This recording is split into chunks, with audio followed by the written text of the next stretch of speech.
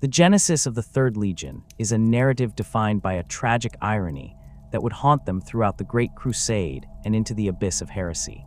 While other legions were forged in the fires of immediate conquest, earning their reputations through the sheer volume of blood spilled during the Unification Wars, the Third Legion began its existence as an entity of unparalleled aristocratic pedigree that was almost immediately brought to the brink of extinction.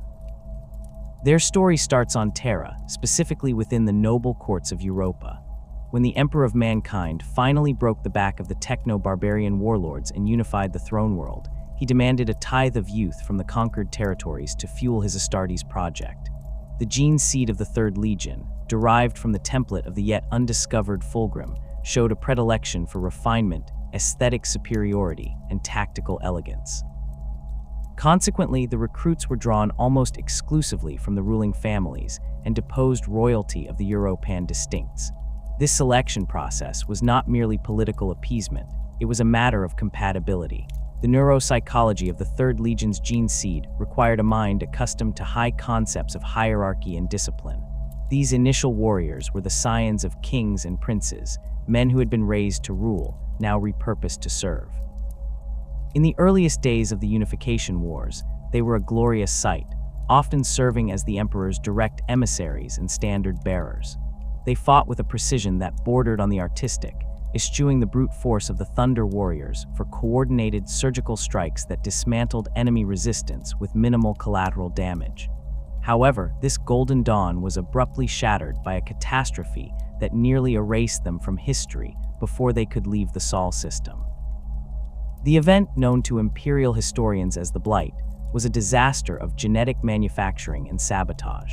During the final stages of the pacification of Luna, a critical portion of the Third Legion's gene seed reserves was lost. The Selenar gene cults, subdued but not entirely broken, were implicated in the corruption of the stocks, but the true death blow came when a transport vessel carrying the primary reserves of the Third Legion's genetic material was destroyed in transit. Without a Primarch to stabilize the production, and with the pure reserves annihilated, the Legion began to die. The Blight was not a simple failure of recruitment, it was a viral breakdown of the gene seed organs within the living Astartes. It was a degenerative cancer that caused the specialized organs to fail, the body's chemistry to revolt, and the warrior to wither in agony. The Third Legion did not die in battle, they dissolved in the apothecarium. The rate of attrition was catastrophic. Recruitment was halted immediately as every new implantation resulted in failure and death. The Legion, which had once marched thousands strong, dwindled rapidly.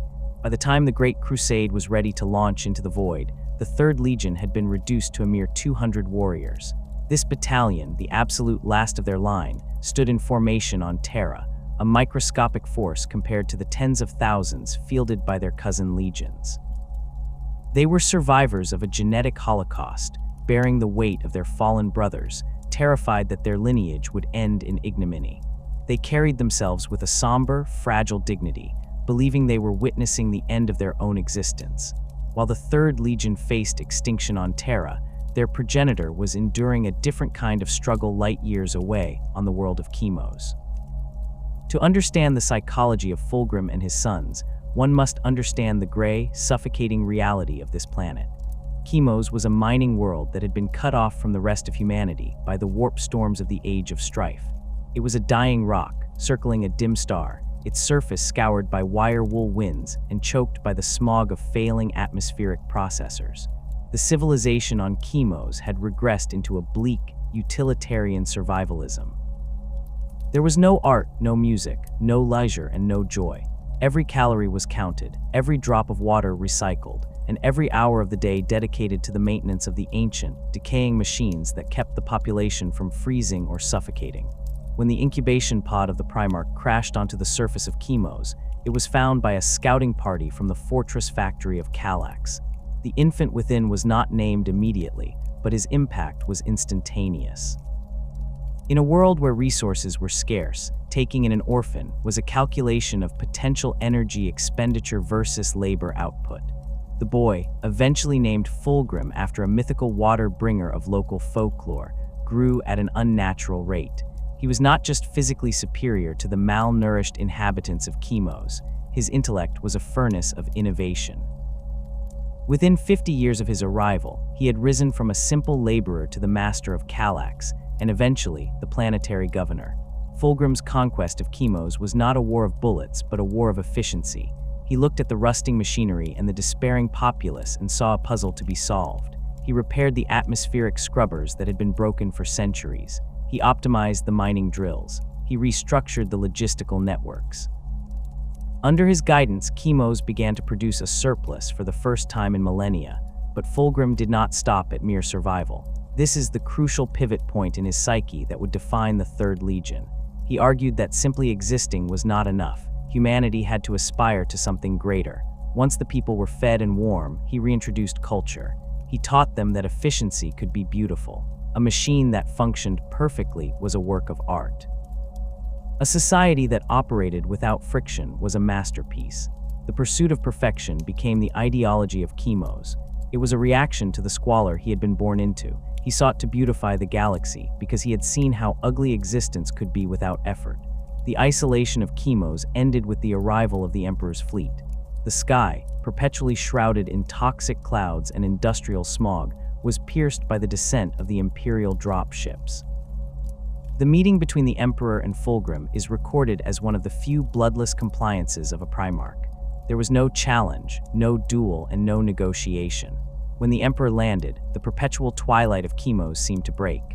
Fulgrim, standing amidst his executives and the revitalized machinery of his world, looked upon the golden figure of the Emperor and saw the personification of the perfection he had spent his life chasing. He saw the ultimate fusion of form and function, of power and intellect. Fulgrim knelt. He did not kneel out of fear, but out of recognition. He offered his sword and his world to the Emperor immediately. It was a moment of profound emotional resonance. Fulgrim, who had lifted an entire planet out of the mud, acknowledged that he was but a reflection of the being standing before him. In response to this absolute devotion and the miraculous recovery of Chemos, the Emperor bestowed a singular honor upon the Primarch and his yet-to-be reunited legion. He granted them the right to bear the Palatine Aquila, the Emperor's own personal heraldry, the two-headed eagle, upon their chest plates. No other legion, not even the zealous word-bearers or the mighty Luna Wolves, was permitted this distinction. It was a mark that signified they were the Emperor's chosen representatives, the only ones allowed to wear his symbol as their own. The reunion between Fulgrim and his legion on Terra was a scene of intense pathos. The Primarch traveled to the throne world to take command of his sons, only to find the 200 survivors of the Blight waiting for him. They were few, their armor unadorned, their morale brittle. They expected their Gene father to look upon them with disappointment, to see a failed experiment that had barely survived the winter. Instead, Fulgrim looked upon the 200 with immense pride. He saw in them the same resilience that had allowed him to conquer Chemos. They were the diamond that remained after the coal had been crushed. Fulgrim addressed them not as broken remnants, but as the foundation of a new order. He declared that they were the Emperor's children, a name that they had used informally, but was now codified into their identity. He inextricably linked their survival to the pursuit of perfection. They had survived because they were the best, and now they had to prove it. The gene seed crisis was solved immediately using Fulgrim's own genetic material. The pure, uncorrupted DNA of the Primarch was used to synthesize new gene seed, stabilizing the implantation process. The Blight was cured, but the numbers would take time to recover. This numerical inferiority dictated the early operational history of the Third Legion during the Great Crusade. With only a few hundred warriors, soon growing to a few thousand, they could not operate as an independent expeditionary fleet. They lacked the manpower to prosecute planetary invasions alone. The Emperor, in his wisdom, attached the Third Legion to the 16th Legion, the Luna Wolves, commanded by Horus Lupercal. This decision forged a bond between Fulgrim and Horus that was stronger than that of almost any other pair of Primarchs. For decades, the Emperor's children fought in the shadow of the Luna Wolves. This was not a relationship of subservience, but of tutelage and brotherhood. Horus, the first found and the most experienced of the Primarchs, took the young Fulgrim under his wing. The Luna Wolves were the blunt instrument, the overwhelming force that shattered enemy lines with aggression and shock tactics. The Emperor's children, by contrast, became the specialists. They guarded the flanks, they held the critical objectives, and they executed complex maneuvers that required absolute precision. Fulgrim and Horus were a study in contrasts that complemented one another perfectly. Horus was charismatic, brawling, and pragmatic. Fulgrim was cultured, precise, and idealistic. They spent countless hours together in the Strategium, debating philosophy and tactics. Horus taught Fulgrim the realities of galactic warfare, the necessity of brutality, and the logistics of the Crusade. Fulgrim, in turn, tempered Horus's aggression with high culture and strategic nuance. They fought back-to-back on worlds whose names have long since been forgotten. The Third Legion absorbed the tactical doctrines of the 16th but refined them. Where a Luna Wolf might smash a gate with a thunder hammer, an Emperor's Child would place a melta-charge on the weakest hinge. This period of integration allowed the Emperor's children to rebuild their ranks without the pressure of leading their own fleets. The recruitment standards remained impossibly high, drawing from the nobility of Terra and eventually Chemos, but the stability of the gene seed meant the Legion began to grow exponentially. They utilized the logistical expertise Fulgrim had developed on Chemos to optimize their supply lines and recruitment drives. Every new Astartes inducted into the Third Legion was scrutinized for physical and mental perfection. They were not just building an army, they were crafting a brotherhood of warrior scholars who could quote ancient texts as effortlessly as they could field strip a bolter. The psychological impact of fighting alongside the Luna Wolves cannot be overstated. The Emperor's children were eager to prove that despite their small numbers, they were the equals of the 16th Legion. This bred a competitive streak within the Third. They sought to win battles faster, with fewer casualties, and with more elegance than their cousins. If the Luna Wolves took a citadel in 3 days, the Emperor's children would plan to take a similar target in 2, purely to demonstrate the superiority of their planning. This drive for perfection was fueled by the Palatine Aquila on their chests. They felt the weight of the Emperor's symbol in every engagement. To fail, or even to succeed in a messy or imperfect manner, was to insult the Emperor himself. As the decades passed, the Third Legion swelled in size. They eventually reached a strength that allowed them to detach from the Luna Wolves and form their own expeditionary fleet, the 28th Expedition. The parting between Fulgrim and Horus was one of mutual respect and deep affection. They had bled together and rebuilt a legion from the ashes together. When the Emperor's children finally launched their own crusade, they did so as a force that combined the raw power of the Astartes with a terrifyingly rigid discipline. Their armor, painted in the royal purple of old Europa and trimmed with gold, became a herald of doom for any civilization that refused compliance.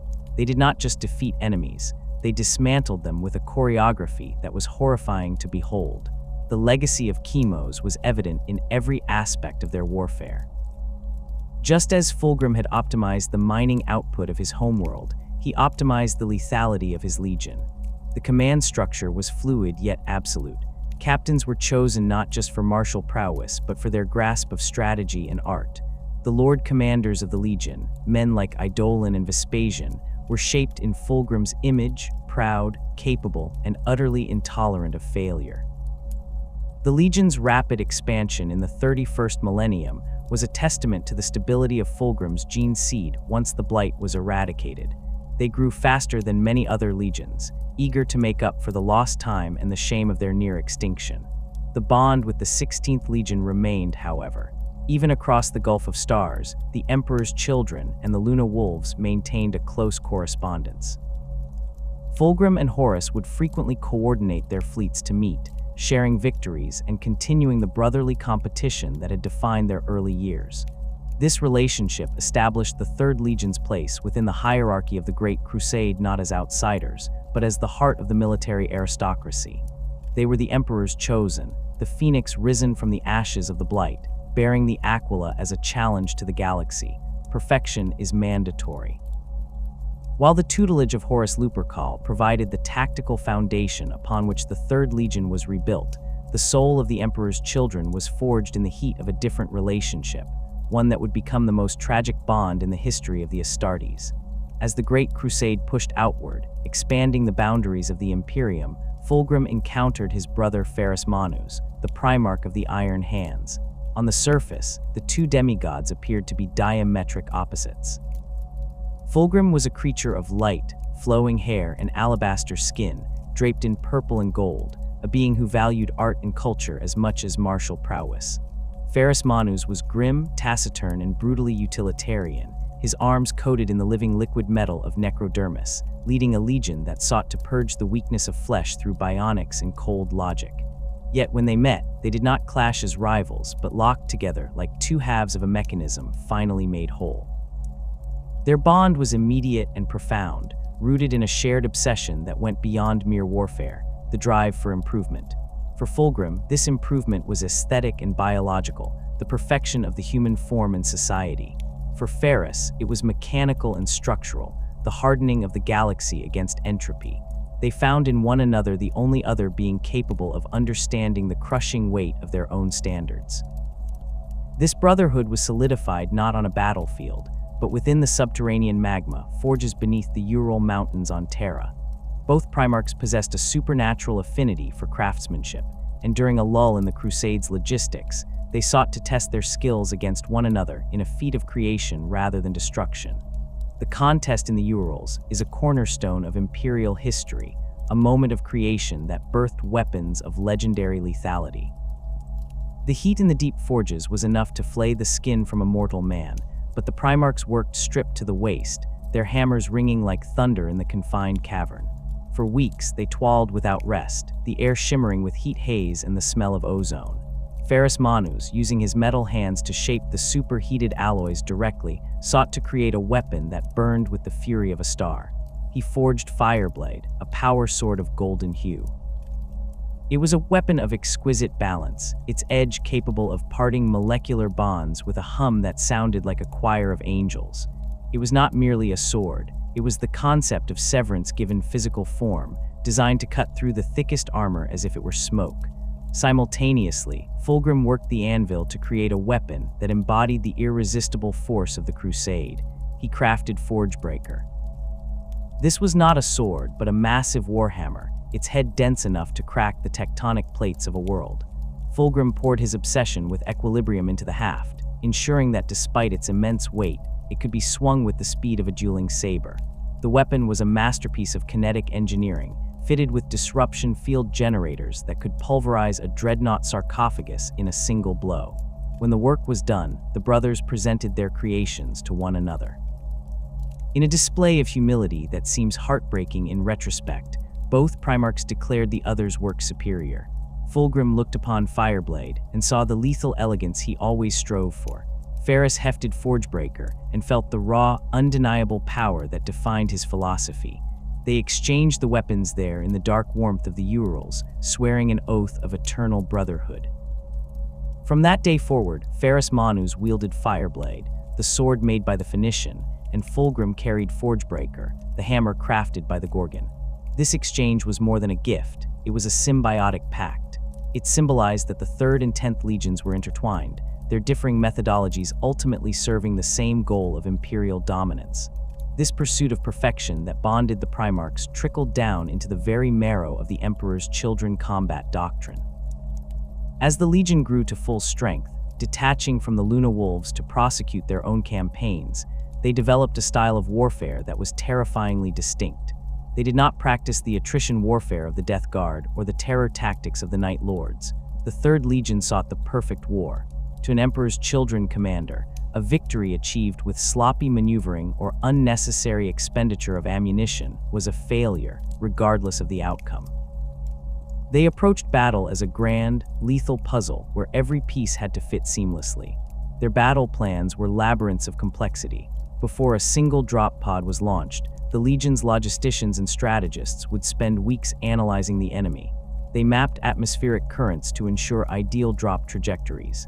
They calculated the tensile strength of enemy fortifications to determine the exact gram count of melta charges required. When the attack finally came, it was not a wave, but a sequence of needle thrusts. The Legion relied heavily on speed and coordination, utilizing jet bikes and land speeders to outmaneuver the enemy, herding them into kill zones where waiting squads of tactical marines would execute them with synchronized bolter volleys. Individual martial excellence was paramount. Every legionary of the 3rd was expected to be a duelist capable of besting any foe in single combat. The training cages aboard their fleet were always active, filled with the clash of practice blades and the roar of chainswords. This focus on individual skill meant that the Legion's officers often led from the absolute front, seeking out enemy champions to decapitate the opposing command structure.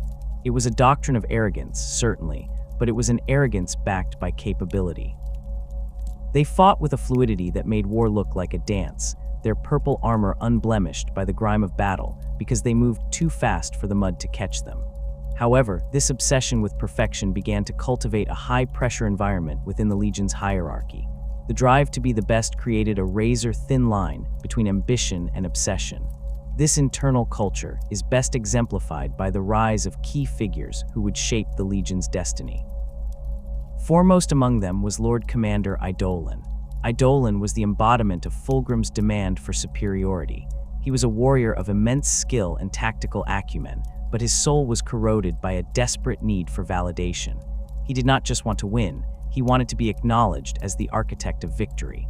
Eidolon pushed his subordinates to the breaking point, demanding feats of endurance and valor that bordered on the suicidal. His arrogance was a mirror of the Legion's growing superiority complex. He believed that because they bore the Palatine Aquila, they were infallible, and any evidence to the contrary was a flaw to be excised. Contrasting Eidolon's command ambition was the singular martial obsession of Captain Lucius. Even in these early days, Lucius was a prodigy of the blade. His life was defined by the ringing of steel. He cared little for the grand logistics of the crusade or the philosophy of the imperial truth. He cared only for the moment a blade met a parry. Lucius was a preening, vain creature, treating warfare as a stage for his own glorification. He would often break formation to challenge enemy leaders, risking the tactical integrity of the line for the chance to add another scar to his collection, though in these days his face was still largely unmarred, a mask of aristocratic beauty that he guarded jealously. He represented the Legion's creeping narcissism, the belief that war existed to prove their own brilliance rather than to serve the Imperium. Yet, amidst these towering egos, there were those who maintained a more grounded perspective, such as Captain Saul Tarvitz. Tarvitz was a line officer, a man who did not possess the flash of Lucius or the political weight of Eidolon. He was competent, brave, and utterly loyal, but by the standards of the Emperor's children, he was considered merely average. In a legion of demigods striving for apotheosis, being reliable was seen as a defect. Tarvitz represented the fading nobility of the old Terran ethos, service before self. He watched the growing excesses of his brothers with a quiet unease, noting how the quest for perfection was slowly morphing into a hunger for sensation and glory. While Eidolon schemed for promotion and Lucius preened in the practice cages, Tarvitz ensured his men were supplied, their armor repaired, and their morale intact. He was the bedrock that the Legion took for granted, the practical reality ignored in favor of the glittering ideal. The pressure to achieve the impossible began to fracture the brotherhood of the Third. The competition was no longer just against the enemy, but against each other. Squads would vie for the honor of the first kill, sometimes recklessly advancing ahead of support. Captains would withhold intelligence from their peers to ensure their own company achieved the primary objective.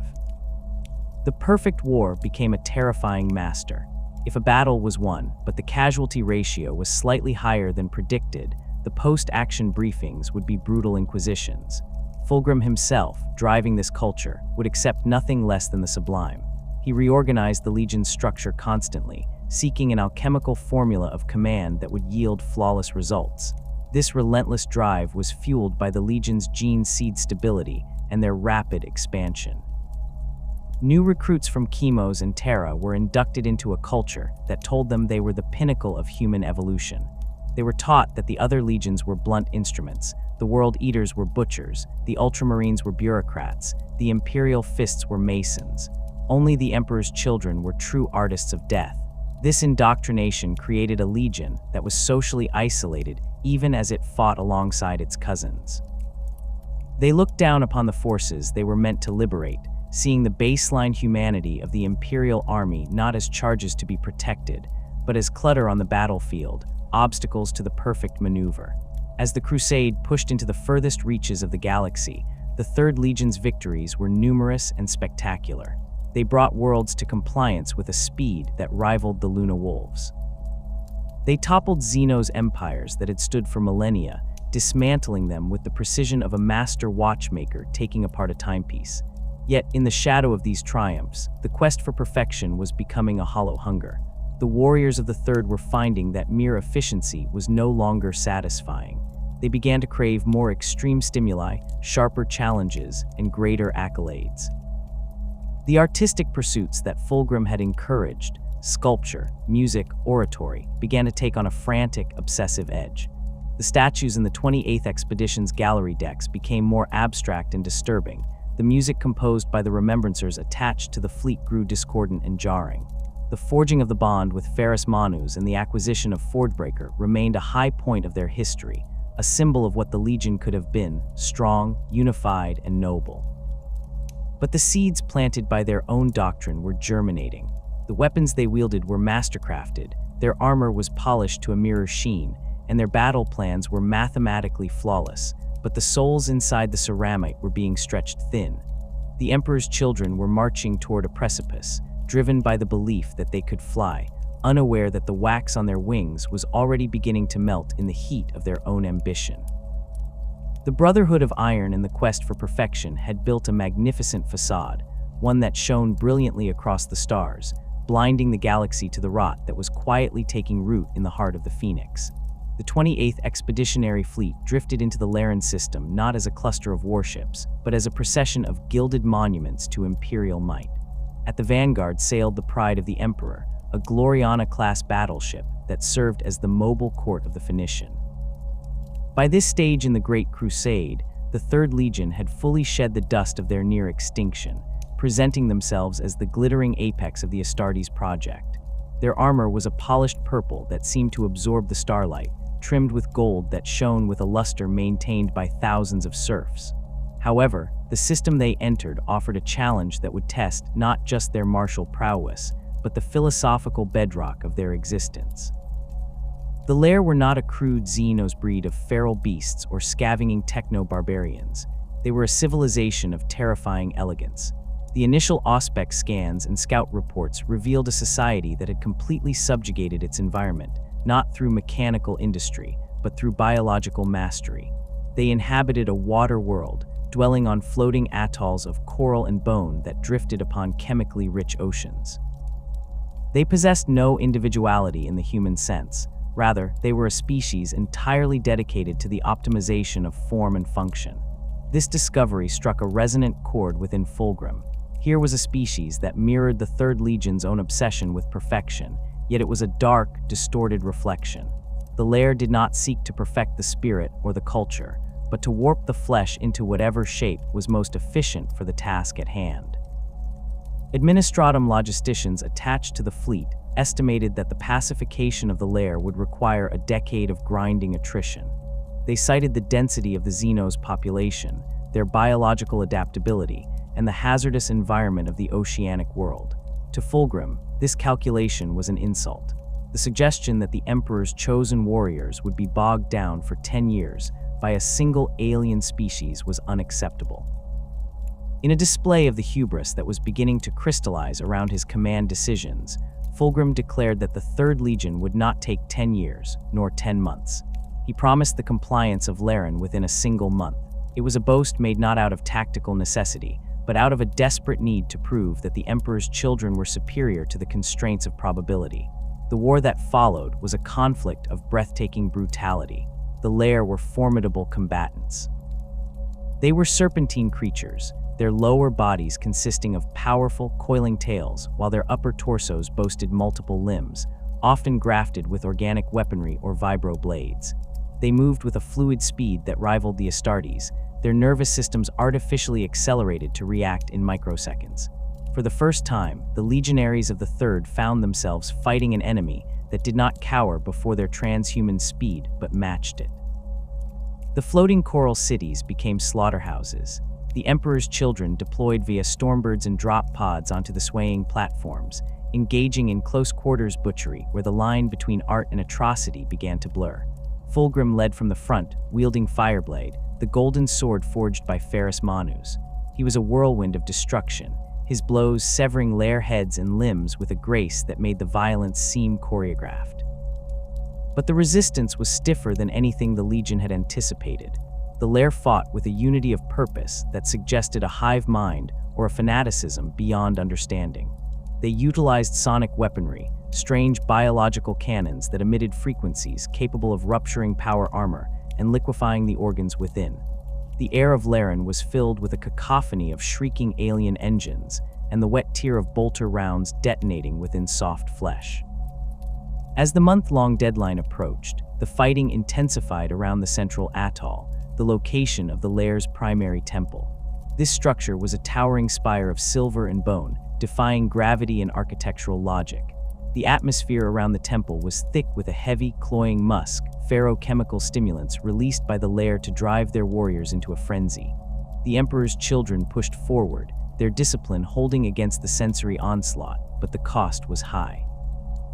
Terminators of the First Company were dragged down by swarms of serpentine warriors, their armor breached by vibro blades that hummed with a nauseating pitch. It was in the final assault on the Temple of the Lair that the destiny of the Legion was irrevocably altered. Fulgrim, accompanied by his Lord Commanders and the elite Phoenix Guard, breached the inner sanctum. The interior of the temple was a sensory nightmare. The walls pulsed with bioluminescent veins, shifting through colors that the human eye struggled to process: sickly purples, bruised pinks, and neon cyans. The air was thick with incense that smelled of exotic spices, rotting flowers, and old blood. It was an environment designed to overload the senses, to break the mind through sheer excessive input. In the center of the sanctum, amidst the carnage of the final stand, Fulgrim discovered the focus of the lair's worship. It was not a statue or an altar, but a weapon. Resting on a dais of flayed skin and precious metals lay a sword of exquisite craftsmanship. It was a single-edged blade, slightly curved, forged from a silver metal that seemed to hold a liquid light. The hilt was wrapped in alien leather, and the pommel was set with a gemstone that glowed with an inner, captivating lilac fire. This was the silver blade of the lair. To the Primarch's eyes, attuned to seek out beauty and perfection, the weapon was irresistible. It outshone Fireblade in its allure. Where Ferris's gift was a tool of war, this silver sword felt like a promise of something greater. Fulgrim reached out and took the weapon. The moment his ceramite gauntlet closed around the hilt, a subtle shift occurred in the warp, a ripple that went unnoticed by the librarians and psychically null warriors around him. The gemstone in the pommel seemed to pulse in time with his hearts. He felt a rush of adrenaline, a clarity of purpose that washed away the fatigue of the month-long campaign. He did not know that the blade was a vessel, a prison for a greater demon of Slaanesh, an entity that had been whispering to the lair for centuries, guiding their evolution toward the Prince of Pleasure. Now, it whispered to a Primarch. The voice was not an external sound, but a nudge in his own subconscious, validating his ego, stroking his pride, and confirming his belief that he was the apex of creation. With the lair exterminated and the temple secured, the expedition declared victory. Fulgrim had met his deadline, though the cost in Astartes' lives was staggering. Yet instead of mourning the dead, the mood in the fleet was one of manic celebration. The victory was touted as proof of the Legion's invincibility. The massacre of the lair was not viewed as a grim necessity, but as a masterpiece of extermination. The silver blade now hung at Fulgrim's hip, replacing Fireblade, which was relegated to a place of honor in his armory but rarely used. The Primarch began to spend days alone in his staterooms, staring into the depths of the sword's gem, listening to the silent guidance that he mistook for his own brilliance. The corruption of the Third Legion, however, was not limited to the spiritual degradation of their Primarch. It found a physical manifestation in the Apothecarian. The chief apothecary, Fabius Bile, a man whose intellect was matched only by his utter lack of morality, had been fascinated by the lair. He did not see them as abominations to be purged, but as biological marvels. He saw how they had grafted weapons to their limbs, how they had modified their endocrine systems to produce combat stimulants, and how they had engineered their caste system for total efficiency. In the aftermath of the campaign, Bile approached Fulgrim with a radical proposition. He argued that the lair had nearly matched the Astartes not because of superior training or spirit, but because they had embraced the potential of their biology. He posited that the emperor's children, in their quest for perfection, should not be limited by the standard design of the Astartes template. If they were truly to be the emperor's perfect warriors, they had to improve upon the emperor's work. They had to incorporate the biological strengths they had witnessed. Under normal circumstances, such a suggestion would have been heresy of the highest order. The genetic template of the legion's Astartes was sacrosanct, designed by the emperor himself. To tamper with it was to claim wisdom greater than the master of mankind, but Fulgrim was no longer operating under normal circumstances. The whispering sword fueled his arrogance. It told him that the emperor held back secrets, that true perfection required the courage to transgress boundaries. Fulgrim gave Bile his blessing. He authorized the use of lair genetic material and the modification of the legion's gene seed. This decision marked the beginning of a horrific transformation within the ranks. Fabius Bile turned the apothecarian into a house of horrors. He began to experiment on the wounded and the new recruits, splicing Xeno's DNA into their helix, grafting new organs capable of producing hyperadrenaline and pain suppressants. The first recipient of these enhancements was Lord Commander Eidolon. Eidolon, already a vain and arrogant officer, had been decapitated during the campaign, or nearly so, and in his reconstruction, Bile endowed him with the ability to emit a sonic scream, mimicking the weaponry of the lair. This gift allowed Eidolon to shatter stone and rupture organs with his voice, a power he flaunted as proof of his ascension above his brothers. The introduction of Xeno's biology into the Legion acted as a catalyst for a psychological plague. The respect for the human form, once a tenet of their philosophy, evaporated. The legionaries began to view their bodies as clay to be molded. The pursuit of martial perfection devolved into an obsession with sensation. The pain of surgery, the rush of combat drugs, the sensory overload of the battlefield, these became the new goals. The restraint that had defined the early Legion, the noble discipline taught by Horus, and the stoicism learned from Ferrus Manus began to crumble. The hierarchy of the Legion shifted to accommodate this new reality. The Brotherhood of the Phoenix, a warrior lodge that had existed in secret, became the dominant political force within the fleet. Membership was no longer about brotherhood and shared struggle. It became a vehicle for mutual indulgence and the stroking of egos. In these meetings, officers would boast of their kill counts, not as tactical metrics, but as artistic achievements. They spoke of the sounds of dying enemies as music, and the spray of arterial blood as painting. The line officers who held to the old ways, men like Saul Tarvitz, found themselves marginalized, looked down upon as archaic and unimaginative because they refused to modify their bodies or indulge in the growing excesses. The aesthetic of the Legion began to change as well. The pristine purple and gold armor, once kept spotless as a sign of discipline, was now adorned with disturbing iconography. The platinum eagles were joined by symbols that hurt the eye to look upon, sigils of the lair, stylized depictions of screaming mouths and open eyes. The remembrancers attached to the 28th expedition, artists and musicians charged with recording the Great Crusade, were dragged into this spiral. Inspired or corrupted by the Primarch's patronage, they began to produce works that were jarring, discordant, and grotesque.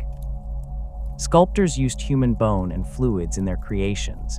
Musicians composed symphonies that utilized frequencies designed to induce anxiety and arousal. Fulgrim, at the center of this maelstrom, was a figure of tragic majesty. He believed he was leading his legion into a golden age of enlightenment. He saw the enhancements of Bile as the next step in human evolution. He heard the voice of the demon in the sword and thought it was the voice of his own liberated genius. He became increasingly erratic, prone to fits of mercurial rage followed by periods of intense, almost catatonic introspection. His relationship with his brother Primarchs began to suffer, though he hid the rot beneath a veneer of courtly charm. When he communicated with Ferrus Manus, he no longer spoke of the strength of iron, but of the fluidity of flesh, a divergence that confused the Gorgon but did not yet break their bond. The cleansing of Laren was the point of no return. The Third Legion had gone into the campaign as proud warriors of the Imperium. They emerged as something else. They had conquered the lair, but in doing so, they had ingested the poison of their enemy. The quest for perfection, once a noble ascent toward the Emperor's ideal, had been twisted into a downward spiral of self-aggrandizement and biological heresy. The seeds sown in the blood-soaked temples of the atolls were watered by Fabius Bile's chirurgeon tools and fed by the whispers of the silver blade, germinating a corruption that would eventually bloom into the horrific trellis of the Meraviglia. But for now, the rot was internal, a cancer growing in the heart of the Phoenix, unseen by the wider galaxy, masked by the blinding light of their own arrogance. The departure from the Laren system marked the end of the 28th Expedition's conventional crusade and the beginning of a slow, spiraling descent into a nightmare disguised as enlightenment.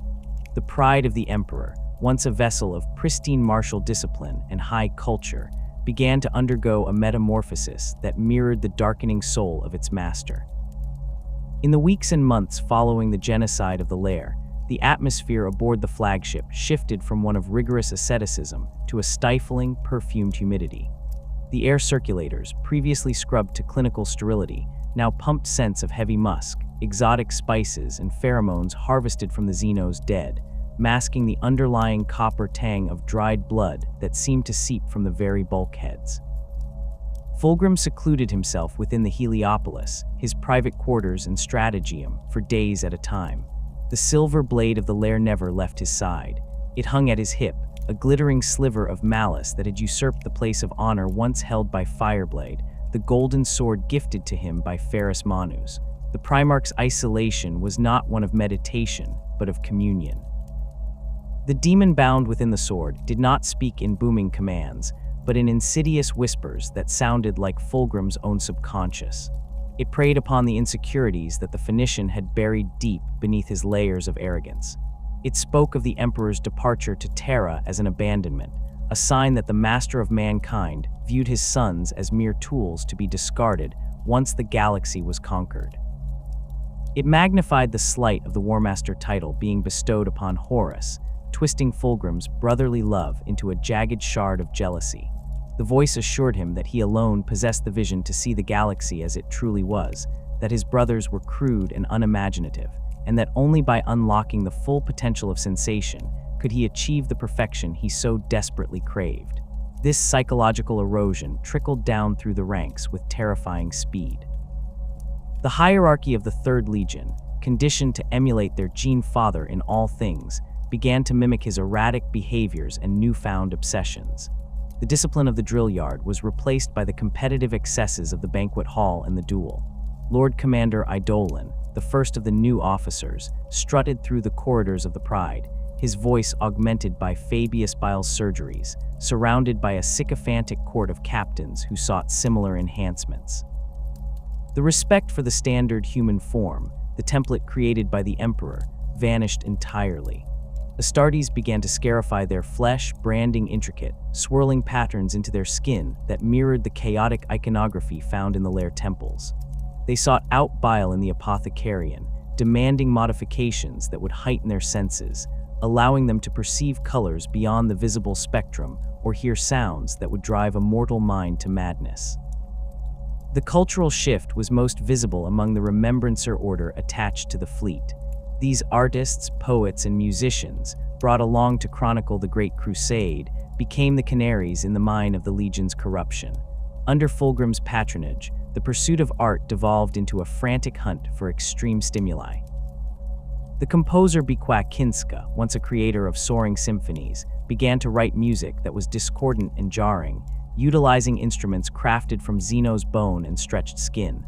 Her compositions were no longer meant to uplift the spirit, but to assault the nervous system, inducing states of rapture, anxiety, and physical pain in the listeners.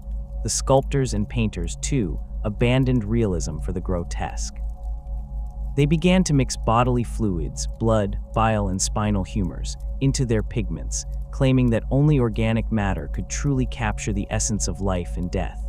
The galleries of the Pride, once filled with marble statues of heroes, became cluttered with abstract, twisting forms that seemed to writhe in the peripheral vision, depictions of agony and ecstasy that bordered on the pornographic.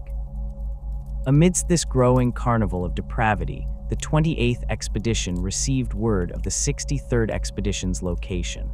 The Warmaster Horus Lupercal had summoned his brother. To the uncorrupted elements of the fleet, this meeting was viewed as a return to normalcy, a chance to reconnect with the Luna Wolves, now renamed the Sons of Horus, and perhaps find a stabilizing influence. They did not know that the rot in the Third Legion was merely a reflection of a greater cancer that had already consumed the heart of the Crusade. The reunion took place in deep space, the pride of the Emperor coming alongside the vengeful spirit. The flagship of the War Master had also changed. It was darker, more menacing, its halls filled with the chant of Chthonian gang rituals and the heavy tread of the Justaran Terminators. When Fulgrim boarded, he did not find the gregarious brother he had sparred with in the training cages of Terra. He found a warlord who had stared into the abyss of the warp and made a pact with the powers dwelling there. The meeting between the two Primarchs was a pivotal moment in galactic history, a conversation that would doom billions. Horus, charismatic and terrifyingly persuasive, did not need to break Fulgrim. The work had already been done by the Lair Blade. The War Master spoke to Fulgrim not as a subordinate, but as a co-conspirator in a grand awakening.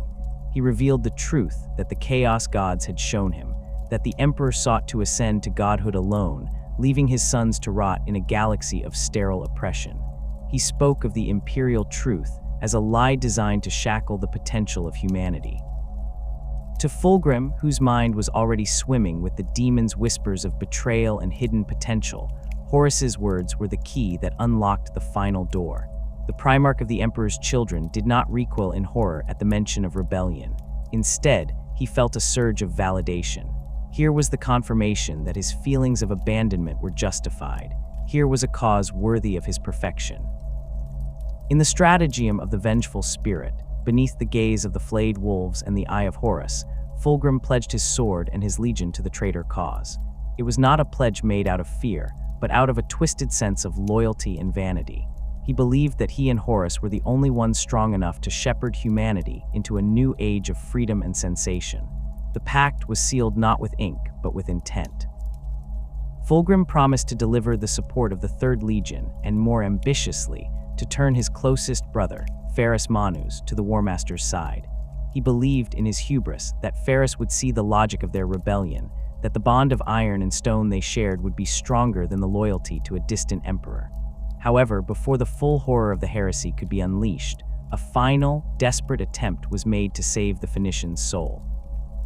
The 28th expedition, moving through the stars, entered a region of space marked by strange celestial phenomena, the maiden worlds of the Eldar. These planets were paradises of geo-engineered perfection, untouched by the pollution of industry, appearing as emerald jewels against the void. It was here that Eldred Ulthrin, Farseer of the craftworld Ulthwé, orchestrated a meeting. The Eldar, with their foresight, had seen the shadow falling over the galaxy. They knew that Horus was lost, but they believed Fulgrim, the seeker of perfection, might still be reasoned with. The confrontation took place on the surface of the maiden world of Tarsus. It was a setting of breathtaking beauty, a grassy plain beneath an azure sky, the air sweet and clean, a stark contrast to the cloying incense of the Pride. Fulgrim descended with his Phoenix Guard, clad in his resplendent purple armor, his features beatific and terrible. Eldred waited for him, surrounded by the sleek, bone-colored warriors of the craftworld. The Farseer did not speak in riddles. He spoke plainly of the warp, of the sentient powers that thirsted for souls, and of the corruption that had taken root in Horus. He warned Fulgrim that the War Master was no longer his brother, but a vessel for the primordial annihilator. Most critically, Eldred pointed a slender finger at the silver sword hanging at Fulgrim's hip. He revealed the nature of the blade, telling the Primarch that he carried a demon, a creature of Slaanesh that was slowly devouring his mind. For a fleeting second, clarity struggled to surface in Fulgrim's eyes. He looked at the sword, then at the Farseer, the weight of the accusation pressing against the demon's hold. But the entity within the blade fought back with vicious potency. It flooded Fulgrim's mind with outrage, twisting Eldred's warning into a grievous insult. It told him that the Xenos were lying, that they were jealous of his power, that they sought to drive a wedge between him and Horus to weaken the Imperium. The moment of potential redemption shattered into violence.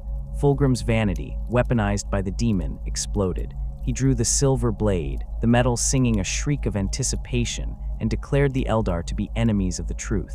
The parley dissolved into a slaughter. The Emperor's children, eager to test their new enhancements, fell upon the Eldar with a savagery that stunned the Xenos. sonic weaponry, reverse-engineered from the lair technology, unleashed waves of sound that liquefied the internal organs of the Eldar Guardians. The duel between Fulgrim and the Eldar forces was a display of godlike lethality. The Farseer summoned the avatar of Khain, a molten giant of iron and magma, the living embodiment of the Eldar war god. The avatar towered over the Primarch, its wailing doom spear dripping with volcanic heat. Yet Fulgrim did not falter. He met the avatar with a laugh, moving with a speed that defied physics. He danced around the molten strikes, fireblade forgotten in the armory, the lair blade cutting deep into the avatar's necrodermis. In a display of raw physical strength that terrified those who witnessed it, Fulgrim caught the avatar's burning neck in his hands. His flesh sizzled and blackened, but he did not let go. With a roar of exertion and a surge of warp-fueled power, he crushed the life from the burning god, extinguishing its fire and casting its broken form to the ground. Eldred Ulthrin, realizing that the future he sought to prevent was now inevitable, ordered a retreat. The Eldar fled through the webway, leaving the maiden world to the mercy of the Third Legion. But there was no mercy to be found.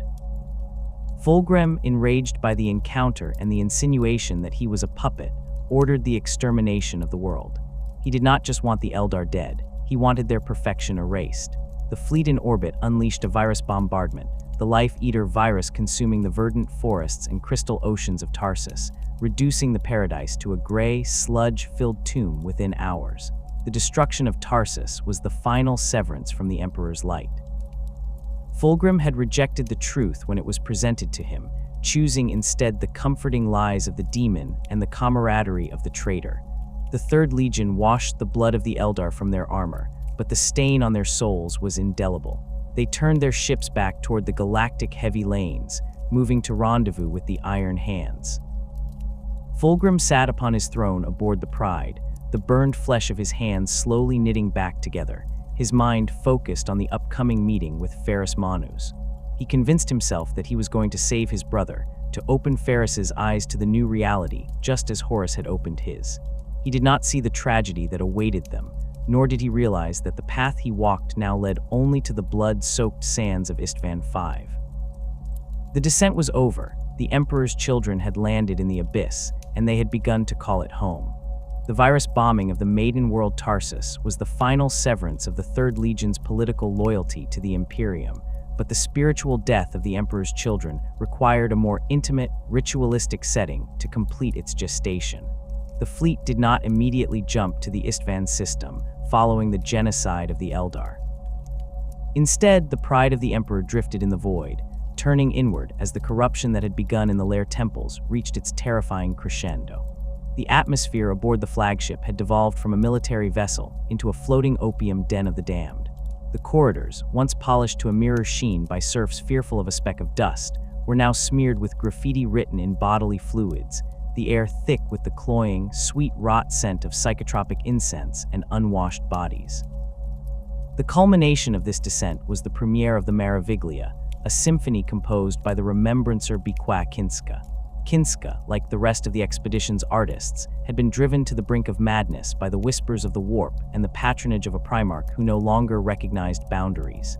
She had crafted her opus not merely as music, but as a vehicle for the sounds she heard in her nightmares, the screeching, discordant melodies of the warp itself. To realize this vision, she had utilized instruments that were abominations of engineering, constructed with the aid of the Legion's artificers and based on the xenotech recovered from the lair. These were not violins or brass horns, but monstrous devices of brass and bone, amplified by sonic emitters capable of shattering glass and rupturing eardrums. The venue for this performance was La Fenice, the grand theater aboard the flagship. It was a space designed for the appreciation of high culture, a vast amphitheater of velvet and gold that had once hosted debates on philosophy and recitals of ancient Terran classics. Now, it was packed to capacity with the aristocracy of the 28th expedition. The audience was a mix of Astartes officers, including Lord Commander Eidolon and First Captain Julius Kisoron, and the mortal crew and remembrancers who had survived the purge of the unworthy. The distinction between the Astartes and the humans had eroded into a shared mania. The legionaries sat without their helmets, their faces marred by ritual scarification and piercings, their eyes wide with chemically induced anticipation. The mortals were in states of undress or draped in silks that did little to hide their emaciated, drug-fueled frames. When the performance began, it was not with a harmonious overture, but with a wall of sound that hit the audience like a physical blow. The modified instruments screamed. It was a cacophony of wailing screeches, grinding industrial noise, and sub-balsal thrums that caused the internal organs to vibrate in the chest cavity. Under normal circumstances, such noise would have driven a crowd to flee in agony, but the attendees of the Meraviglia were no longer normal. The corruption of Slaanesh had rewired their neurology. They did not feel pain, they felt intensity. As the volume rose to impossible levels, the crowd began to weep and scream, not in terror, but in a rapturous ecstasy that overwhelmed their senses. Bikwakinska conducted the orchestra with the frantic, jerking movements of a marionette, her body channeling the energies that were beginning to bleed through the hull of the ship. The music was a key, and the theater was the lock. As the tempo increased, the reality within La Fenice began to dissolve. The lighting rigs overhead exploded in showers of sparks that turned into multicolored flames which did not burn but caressed the skin. The shadows in the corners of the room lengthened and detached themselves from the walls, taking on the silhouettes of lithe, dancing figures. The warp was not just leaking in, it was being invited in, riding the carrier waves of the sonic bombardment. The climax of the symphony coincided with the total collapse of the veil. The stage was flooded with entities that materialized from the ether, demonettes of Slaanesh. These were creatures of horrifying duality, possessing a perverse, alien beauty on one side of their bodies and monstrous, crab-clawed deformities on the other. They did not attack immediately but danced through the orchestra, their movements synchronized with the discordant shrieking of the instruments. The audience, driven into a frenzy by the sensory overload, surged forward. The distinction between performer, observer, and victim vanished instantly. The concert hall descended into an orgy of slaughter and excess that defied sanity. Humans threw themselves at the demons, desperate to touch the divine flesh of the warp entities, only to be sliced apart by razor-sharp claws. Blood sprayed across the velvet seats, the bright crimson arterial spurts looking like vibrant paint to the drug-addled eyes of the onlookers. The Astartes, their transhuman physiology pushing them to greater heights of depravity, joined the massacre. They turned on their own serfs and the mortal crew, not out of malice, but out of a desperate need to experience the sensation of killing in this new heightened reality. They killed with their bare hands, tearing limbs from sockets, reveling in the wet snap of bone and the tearing of meat. Amidst this swirling hurricane of debauchery, a profound transformation occurred among the Astartes of the Emperor's children, specifically those who had been most obsessed with the new weaponry. Marius Verosian, a captain who had long harbored a fascination with the sonic technology of the lair, found that the music spoke to him on a cellular level. He and his squad did not merely listen to the instruments, they coveted them. In the heat of the chaos, Verosian and his heavy support troopers stormed the stage, butchering the mortal musicians to seize the experimental sonic weaponry. These devices, originally designed as instruments of music, became instruments of war in the hands of the Astartes. Verosian hefted a massive, multi-barreled emitter, a prototype of what would later be known as a blastmaster. He turned the weapon upon the crowd, pulling the trigger not to silence the noise, but to amplify it. The weapon unleashed a focused wave of psycho-sonic energy that reduced a cluster of human revelers to a red mist. The sound was so intense it liquefied flesh and shattered bone instantly. For Verosian, the recoil and the deafening roar of the weapon provided a rush of sensation that eclipsed anything he had ever felt in conventional combat. He threw his head back and screamed in triumph, his own voice amplified by the vox grill of his armor, merging with the weapon's discharge. This moment marked the birth of the cacophony, the noise marines. It was not merely a change in equipment, it was a biological and spiritual rewiring. The energies of the warp unleashed during the Meraviglia fused the Astartes to their weapons.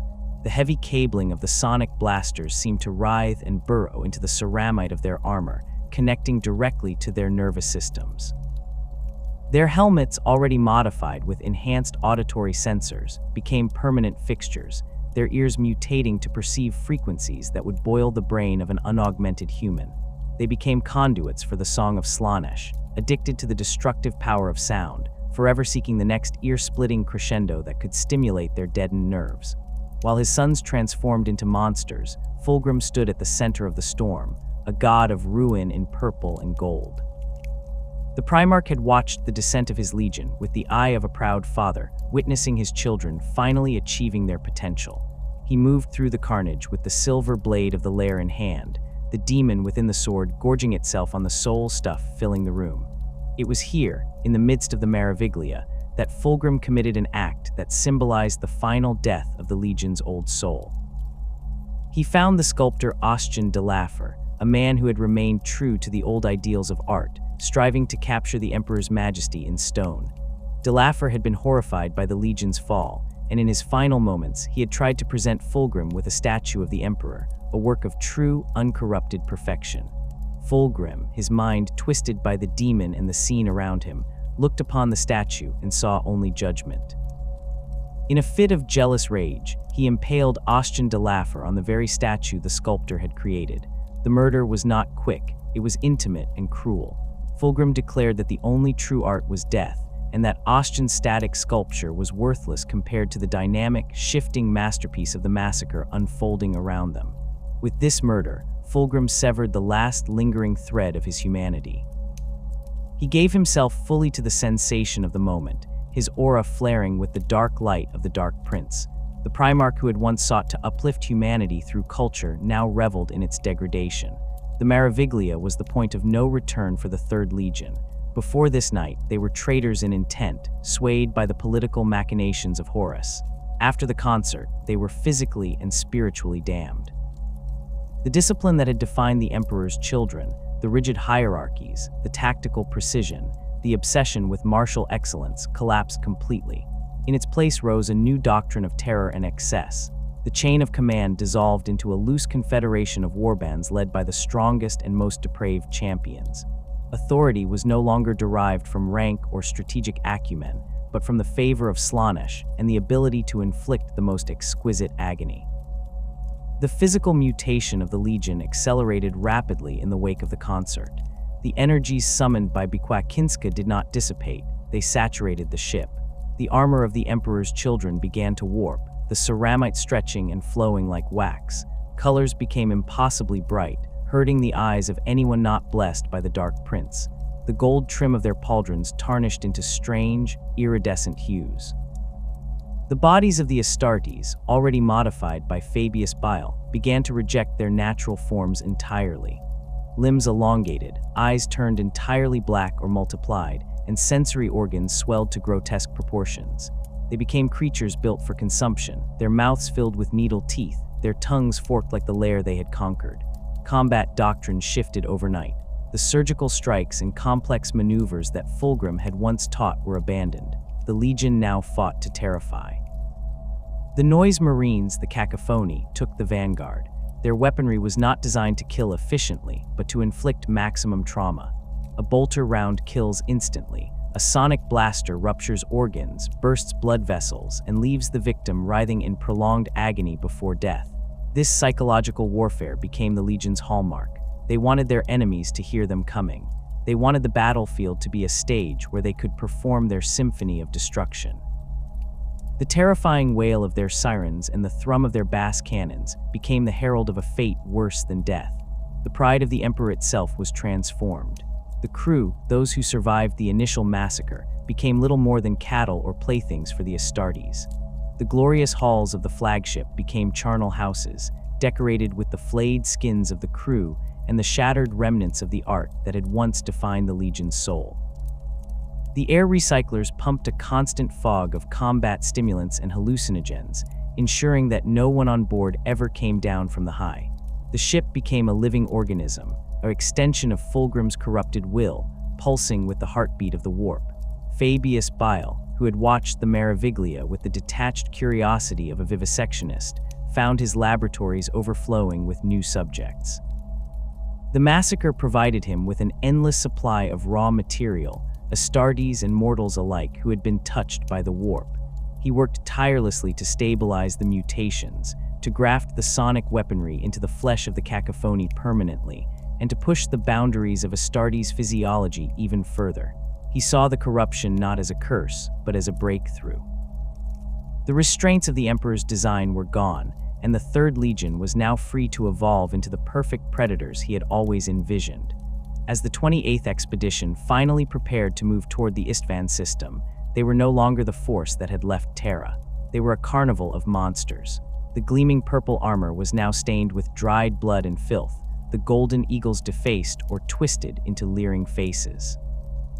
They did not march in synchronized lockstep. They prowled, twitched, and danced. The silence of their discipline was replaced by a constant, low-level murmur of madness, a collective whispering of the depraved acts they had committed and the ones they planned to commit. Fulgrim, sitting upon his throne in the Heliopolis, looked out at the stars and saw a galaxy ripe for the taking. He no longer cared about the rationale of Horus's rebellion or the administrative complaints against the Emperor. He cared only for the sensation of the war to come. He anticipated the meeting with Ferrus Manus not as a tragic necessity, but as the ultimate duel, the highest form of performance art he could achieve. He imagined the sound of Fireblade clashing against Forgebreaker, the spray of a Primarch's blood, the look of betrayal in a brother's eyes. These were the delicacies he craved. The Meraviglia had opened his eyes to the truth that the Emperor had hidden, that there is no such thing as too much, and that the only true sin is denial of the self. The Emperor's children were coming to Istvan V, not as soldiers, but as the galaxy's most terrifying artists, ready to paint the black sands red in the name of the Prince of Pleasure. The 28th Expeditionary Fleet did not linger in the void following the atrocities of the Meraviglia. The corruption that had taken root within the Third Legion required a crucible to harden into permanence, and the War Master had already prepared the forge. The fleet broke warp in the Istvan system, joining the massive armada of the 16th, 12th, and 14th Legions. To the casual observer, this gathering appeared to be the ultimate concentration of Imperial might, a spear tip designed to crush the rebellious Istvan III system. However, within the stratagems of the pride of the Emperor and the vengeful spirit, the deployment orders were being drafted with a malice that had nothing to do with bringing a non-compliant world to heel. This was a purge. Fulgrim and his Lord Commanders, now fully enthralled by the pursuit of excess, looked upon their own ranks with a critical, predatory eye. They identified the elements of the Legion that remained stubbornly tethered to the old ways, the warriors who still spoke of honor, who polished their armor out of duty rather than vanity, and who looked upon the modifications of Fabius Bile with revulsion rather than envy. These men were deemed unreliable. They were the Terran veterans, the Stoic line officers, and the idealists who believed the Great Crusade was a noble endeavor rather than a path to personal apotheosis. Among them were captains like Solomon Demeter of the Second Company, a warrior of immense skill but rigid morality, and Ancient Rylaner, a contemptor dreadnought who served as the Rite of War's guardian, his metallic shell housing a soul that burned with an unshakable loyalty to the Emperor.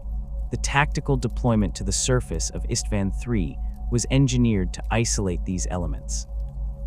Under the guise of a massive suppression force, the unreliable companies were ordered to make planetfall to crush the Istvanian rebels in the Coral City.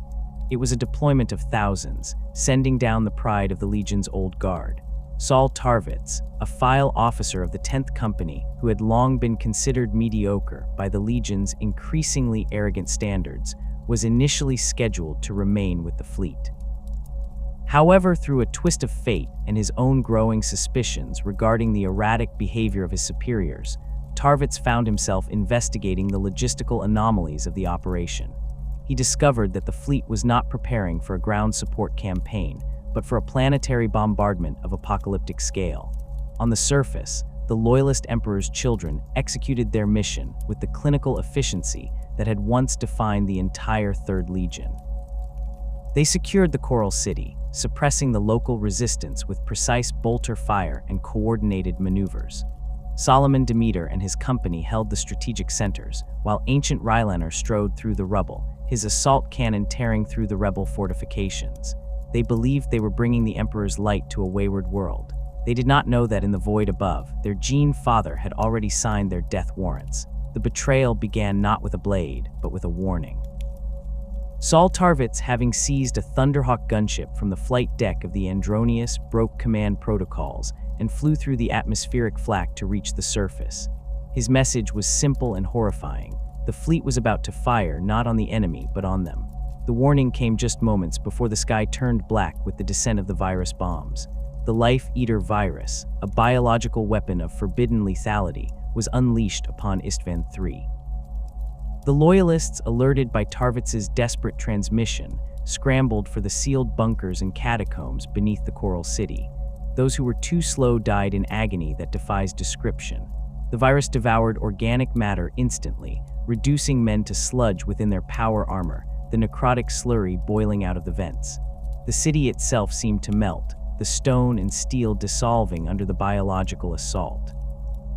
Following the virus came the firestorm, ignited by a single lance strike from the vengeful fleet, burning the atmosphere and turning the planet into a global crematorium. When the flames died down, the traitors in orbit expected silence. They expected a world of ash and glass. Instead, Auspex scans picked up the defiant flare of void shields and the Vox signals of survivors. The warning had worked. Thousands of Astartes from the Emperor's children, World Eaters, Death Guard, and Sons of Horus had survived the atrocity. This survival triggered a rage in Angron, the Primarch of the World Eaters, who refused to bombard the survivors from orbit a second time and instead launched himself to the surface to kill his sons by hand. This act forced the hand of the other traitors. Horus and Fulgrim could not leave Angron unsupported, nor could they risk the Loyalists escaping. The betrayal shifted from a sterile bombardment to a brutal ground war. The defense of the Coral City became the defining moment of the Loyalist Emperor's children. Saul Tarvitz, though lower in rank than men like Eidolon, assumed command of the 3rd Legion's survivors. He organized a defense centered on the Precentor's palace, turning the ruins into a fortress. The Loyalists fought with a cold, focused fury. They were no longer fighting for expansion or compliance. They were fighting for the memory of the Legion that had been stolen from them. They stripped their armor of the Palatine Aquilas, refusing to bear the Emperor's symbol while their brothers defiled it, or conversely, polished it to a shine to show they were the only true bearers left. The traitors who descended to root them out were a horrific reflection of what the Legion was becoming. The landing zones were choked with the new breed of Emperor's children, warriors wielding sonic weaponry, their armor painted in garish, clashing colors, their movements twitchy and overstimulated. The clash between the Loyalists and the traitors was fratricide in its purest form. Squads that had fought back-to-back for decades now tore at each other's throats. The Loyalists maintained their discipline, utilizing the overlapping fields of fire and tactical flexibility that Horus had once taught Fulgrim. They held the line against the berserker charges of the World Eaters and the grinding advance of the Death Guard. Ancient Rylander became a bastion of inspiration, his dreadnought chassis taking punishment that would have felled a titan, his voice amplifying the defiance of the 3rd Legion across the Vox net. However, the rot within the Legion was not limited to those who had remained in the fleet. Among the survivors on the surface was Captain Lucius of the 13th Company. Lucius was a swordsman of peerless skill, a duelist who had carved a bloody path through the Great Crusade.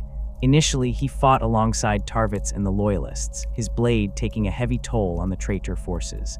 But Lucius was not motivated by loyalty to the Emperor or disgust at the betrayal.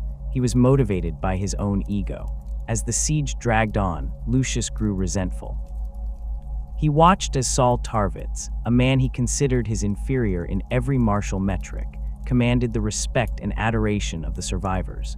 Tarvitz was the hero of the Coral City, the architect of their resistance, while Lucius was merely another sword in the line.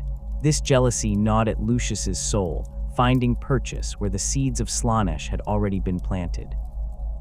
He looked at the traitor forces not with horror, but with a realization that his true place was among the winners, among those who recognized his brilliance. Lucius made contact with Lord Commander Eidolon via captured Vox channel. The conversation was brief and transactional. Lucius offered the betrayal of the Loyalist defenses in exchange for his restoration to the Legion and a position of glory at Fulgrim's side. The pact was sealed, and the faultless blade turned his sword against his brothers. The betrayal manifested in the slaughter of the Loyalist rearguard. Lucius moved through the defensive lines, killing the Emperor's children who were guarding the flank approaches. He disabled the void shield generators and opened the gates to the waiting traitor forces.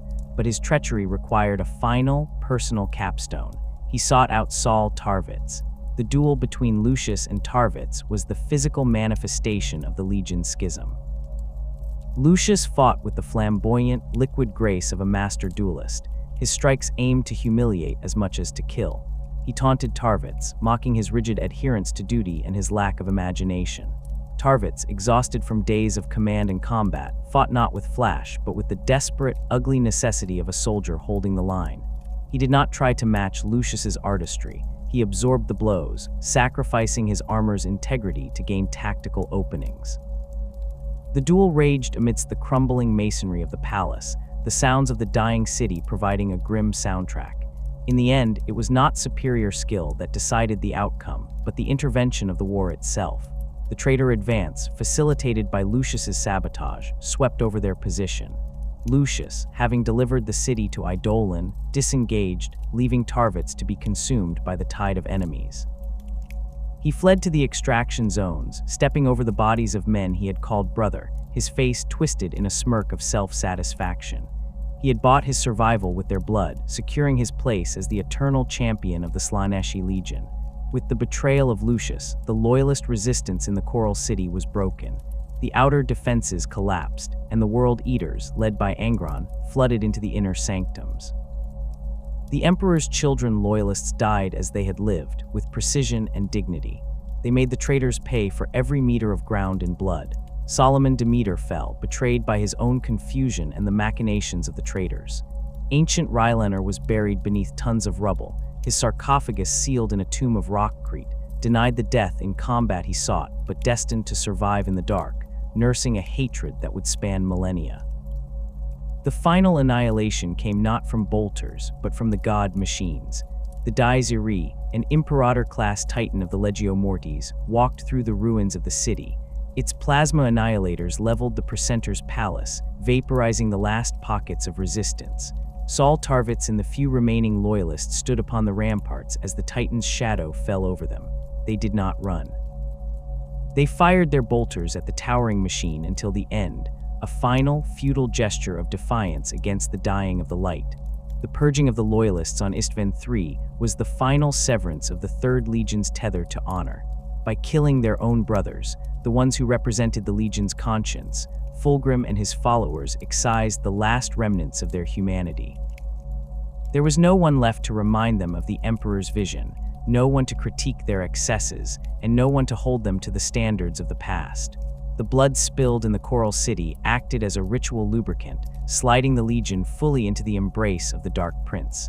As the fleet broke orbit, leaving the dead world behind, the Emperor's children were no longer Astartes. They were a cult of sensation, bound for Istvan V, where they would test their newfound perfection against the iron resolve of Ferrus Manus. The tragedy of the Third Legion was complete. The Phoenix had not risen from the ashes, but had instead set the world on fire to warm its own vanity. The transition from the scorched ruins of Istvan III to the black sands of Istvan V was not merely a redeployment of forces. It was the final crossing of a threshold from which there could be no return. The Third Legion that fortified the Urgal Depression was a grotesquely transformed entity, barely recognizable as the noble warriors who had once sought to exemplify the imperial truth. They had dug into the volcanic earth, establishing a defensive perimeter around the heavy drop sight zone that Horus Lupercal had chosen as the killing ground for the loyalist retribution. The fortifications were masterfully engineered, a testament to the tactical brilliance Fulgrim still possessed, but the aesthetics of the deployment were a nightmare of sensory excess. The ramparts were not just defensive walls, they were stages.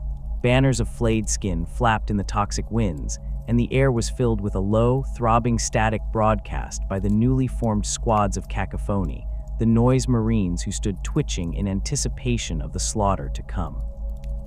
When the Loyalist Armada arrived in the system, the Third Legion was positioned at the very center of the traitor line.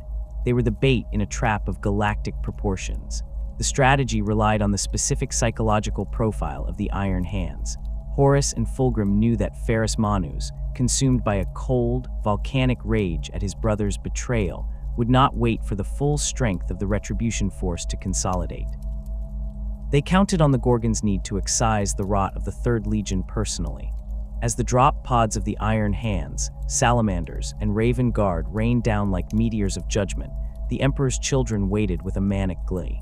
They did not cower behind their void shields. They preened, their armor repainted in clashing, vibrant hues that assaulted the eye, eager to demonstrate their new superiority against the cousins they now deemed obsolete. The initial engagement in the Urgal Depression was a collision of diametrically opposed philosophies. The Iron Hands hit the black sand with the weight of an anvil, their advance a grinding, irresistible wall of bionics and mechanized hate. They sought to crush the traitors through attrition and superior firepower. In response, the Emperor's children unleashed a cacophony of madness. The sonic weaponry, mass-produced in the weeks since the Maraviglia, tore through the disciplined ranks of the 10th Legion. Warriors of the Iron Hands did not just die, they were vibrated apart, their ceramite shattering and their internal organs liquefying under the assault of weaponized sound. The battlefield dissolved into a chaotic swirl of purple and black, where the elegant, fluid lethality of Fulgrim's sons danced around the stoic, plodding advance of Ferris's Iron Fathers. Yet despite the sonic horrors and the warp-infused strength of the Emperor's children, the sheer fury of the Iron Hands began to push the line back. Ferris Manus was a force of nature, his silver hands crushing traitor legionaries as if they were insects. He led the Morlocks, his elite Terminators, in a spearhead directed straight at the heart of the 3rd Legion's command structure. He had eyes only for the Phoenician. This tunnel vision was exactly what the traitors had engineered, yet the ferocity of the assault threatened to overrun their positions before the second wave. The treacherous Night Lords, Iron Warriors, Alpha Legion, and Word-Bearers could spring the trap. The fighting in the center became a frantic, grinding melee, a fratricidal meat grinder where the bonds of brotherhood were severed with chainswords and melt of fire. It was in the eye of this hurricane that the two Primarchs finally met. The confrontation was heavy with the weight of a shattered history. Of all the brothers, Fulgrim and Ferris had been the closest, two halves of a whole that balanced art and utility, flesh and iron. Now they stood as avatars of their respective damnations. Fulgrim stood atop the crushed ruins of a fortification, his form resplendent and terrible. He had shed the last pretenses of martial discipline, his armor worked into curves and flutes that offended the eye, his face a mask of beatific arrogance. Ferris Manus, by contrast, was a tower of battered ceramite and rage, his necrodermis arms glistening with the oil and blood of the traitor dead. The duel that ensued was not merely a contest of martial skill, it was a symbolic reenactment of their past, twisted by the heresy. In a cruel irony of fate and choice, the brothers wielded the weapons they had crafted for one another in the forges of Terra, weapons that had once symbolized their eternal bond. Ferris Manus held Fireblade, the golden power sword he had forged in the Urals. He had recovered the blade after it was shattered during their first, failed parley, and reforged it in the fires of his flagship's heart. It hummed with a lethal heat, a weapon of elegance and severance that seemed ill-suited to his brutal, direct style, yet he wielded it with a terrifying competence. Opposite him, Fulgrim wielded Forgebreaker. This was the massive warhammer he had crafted for Ferris, a weapon of overwhelming concussive force. He had stolen it from the Iron Hands after knocking Ferris unconscious during their meeting in the Colline system. The sight of the Phoenician, a creature of speed and grace, swinging the thunderous hammer was a jarring inversion of their natures. Fulgrim swung the hammer with a speed that defied its mass, the head of the weapon cracking the sound barrier with every stroke. He laughed as he fought, taunting Ferris, mocking the weakness of the flesh and the futility of the loyalist cause. The clash of Fireblade against Forgebreaker rang out across the Urgal Depression, louder than the bolter fire and the screams of the dying. Sparks showered the combatants as the golden sword met the haft of the hammer. Ferris fought with a cold, silent intensity, stepping into the blows that would have pulverized a dreadnought, trusting his Terminator plate and his own immense durability to weather the storm. He sought to close the distance, to negate the reach of the hammer and bring the burning edge of the sword to Fulgrim's throat. Fulgrim, fueled by the warp and the adrenaline of the duel, danced around his brother, using the momentum of the hammer to spin and strike from unexpected angles. However, the weapon mismatch began to tell. Forgebreaker was a weapon designed for the steady, inexorable advance of the iron hands, not the acrobatic, fluid style of the Emperor's children. As the duel dragged on, the sheer physical exertion of wielding the hammer at such speeds began to slow the Phoenician. Ferrus, relentless as a glacier, pressed the advantage.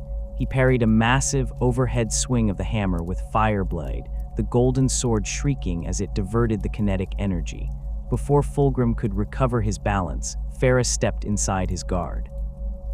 With a roar that sounded like grinding tectonic plates, Ferrus drove a mailed fist into Fulgrim's chest, cracking the ornate breastplate and sending the Primarch staggering back. Seizing the moment, Ferrus brought Fireblade down in a chopping arc aimed at Fulgrim's wrists.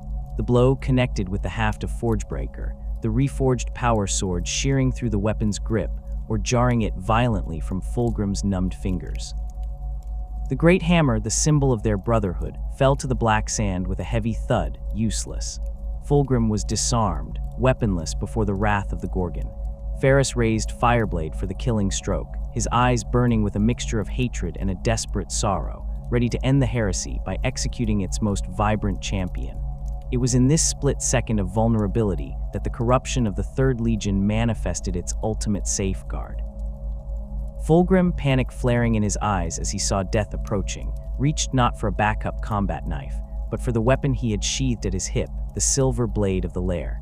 The demon within the sword had been waiting for this moment. As Fulgrim's hand closed around the alien leather of the hilt, an unnatural surge of power flooded his limbs. The time for human limits was over. The demon guided his arm, moving with a speed that was biologically impossible even for a Primarch. Fulgrim drew the lair blade. The silver metal seemed to leave a trail of lilac fire in the air. He did not block Fireblade, he moved inside its arc. The parry was not a clash of steel, but a fluid redirection of force. Fulgrim twisted his body, the alien sword singing a high, piercing note that resonated with the madness of the warp. He struck out, the blade seeking the weakness in Ferrus's gorget. The blow was perfect. It was the strike Fulgrim had spent a lifetime trying to perfect, a singular motion of absolute lethality. The silver blade sliced through the ceramite and flesh of Ferrus Manus's neck as if they were smoke. There was no resistance, no jarring impact. One moment, the Gorgon was roaring his defiance. The next, his head was severed from his shoulders. The helmeted head of Ferrus Manus spun through the air, a spray of bright arterial blood painting a grim arc across Fulgrim's purple armor. The body of the Iron Hands Primarch stood for a second, the reforged Fireblade still gripped in a dead hand, before collapsing to the black sands of Istvan V with a sound like a falling tower. Silence seemed to ripple outward from the center of the battlefield. For a heartbeat, the cacophony of the war receded. Fulgrim stood over the corpse of his brother, the lair blade dripping with the blood of a demigod. The adrenaline of the fight evaporated instantly, replaced by a cold, crushing clarity. The demon, having achieved its goal of fratricide, momentarily relaxed its grip on Fulgrim's mind, allowing the Primarch to see exactly what he had done. The veil of arrogance and warp-induced mania was ripped away. Fulgrim looked down and did not see a defeated enemy or a masterpiece of death. He saw Ferrus. He saw the brother who had toiled with him at the anvil, the only being in the galaxy who truly understood his drive for perfection. He saw the blood pooling on the obsidian ground and realized that it could never be put back. The magnitude of the crime crashed down upon him with the weight of a collapsing star. He had killed the one person he loved most. The justification of Horus's rebellion, the complaints against the Emperor, the pursuit of sensation, all of it turned to ash in his mouth.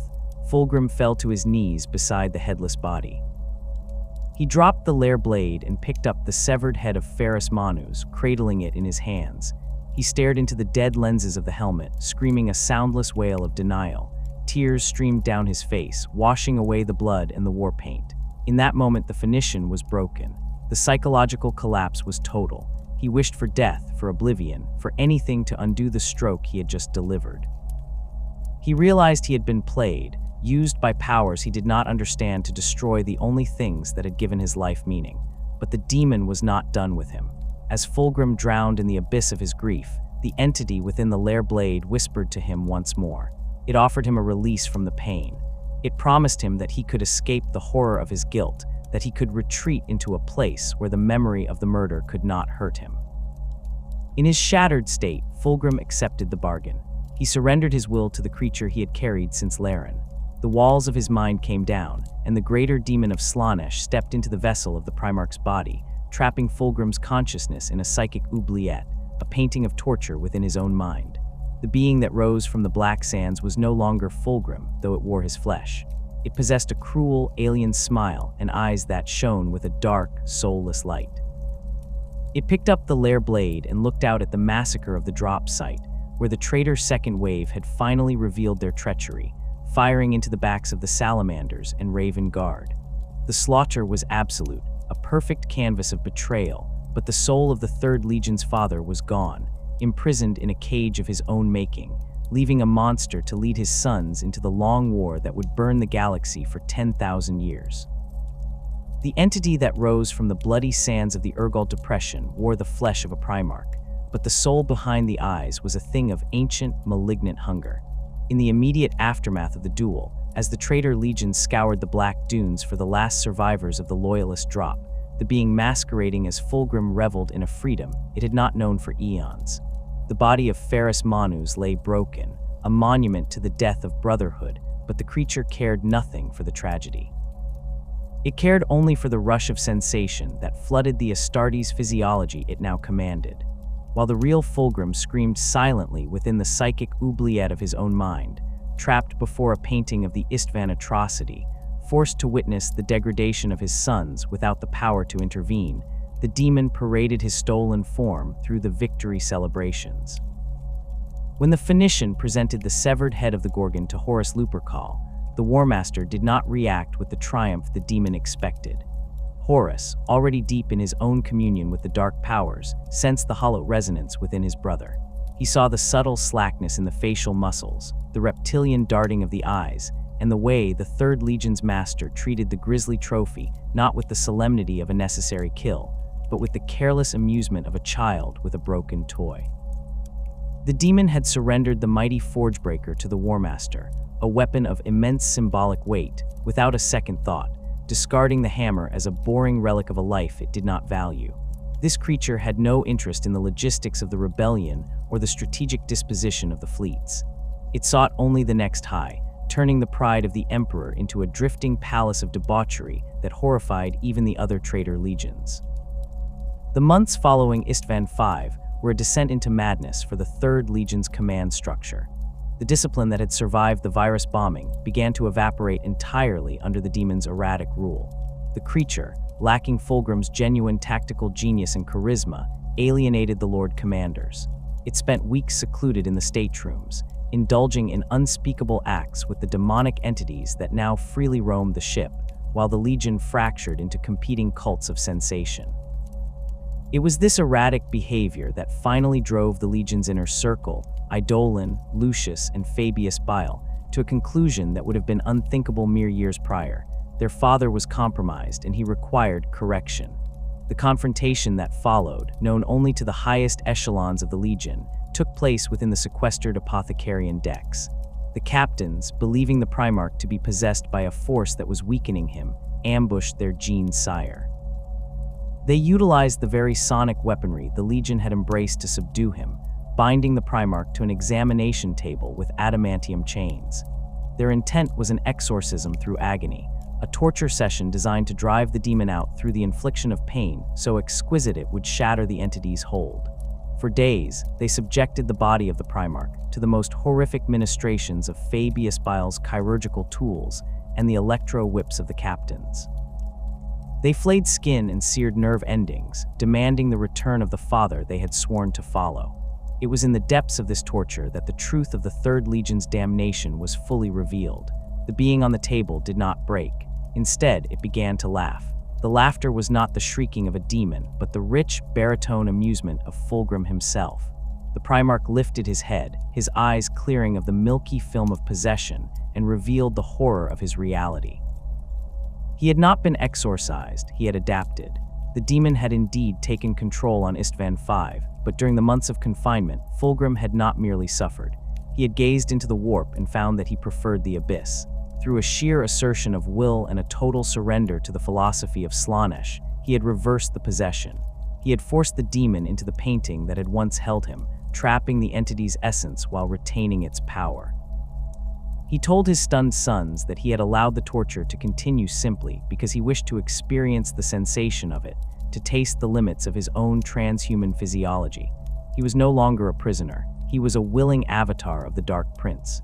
Reinvigorated by this dark assertion of self, Fulgrim turned his attention outward, seeking a method to stabilize his metaphysical power and achieve a permanence that flesh could not offer.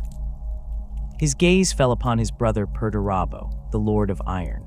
The Fourth Legion was the antithesis of the Third, grim, industrial, and utilitarian, but Fulgrim needed their siegecraft and their unknowing sacrifice. He approached Perturabo with a promise that appealed to the Iron Warrior's hidden vanity, the location of the Angel Exterminatus, a weapon of Xeno's origin rumored to possess the power to end the war in a single stroke. The journey of the two legions to the crone world of Eadris was a study in friction. The combined fleet moved toward the heart of a massive warp storm, a region of space where reality was thin and the whispers of the Empyrean were deafening. The Emperor's children, now fully given over to their obsessions, were useless as a military force. Their ships were painted in garish, screaming colors, their vox channels clogged with the wailing static of the cacophony. They neglected their maintenance rituals, allowing their armor to fuse with their flesh, while the Iron Warriors looked on with a mixture of hatred and stoic endurance. The Fourth Legion cleared the path, their battleships smashing through the warp spawned guardians of the storm, while Fulgrim's fleet followed in their wake like a parade of scavengers. Upon reaching Eadris, an ancient Eldar world swallowed by the Eye of Terror during the fall, the true nature of Fulgrim's plan began to unfold. The planet was a ruin of wraithbone architecture and psychic resonance, littered with the spirit stones of the dead Eldari. To Perturabo, it was a tactical objective to be fortified and stripped of the promised weapon. To Fulgrim, it was an altar. The Angel Exterminatus was a lie, a fabrication designed to lure the Lord of Iron into the center of a massive geometric ritual. Fulgrim needed the life force of a Primarch to trigger his apotheosis, and he intended to drain Perturabo dry to fuel his ascension. The betrayal on the surface of Eadris was sudden and catastrophic. As the Iron Warriors engaged the Eldar constructs guarding the Citadel, Fulgrim initiated the ritual.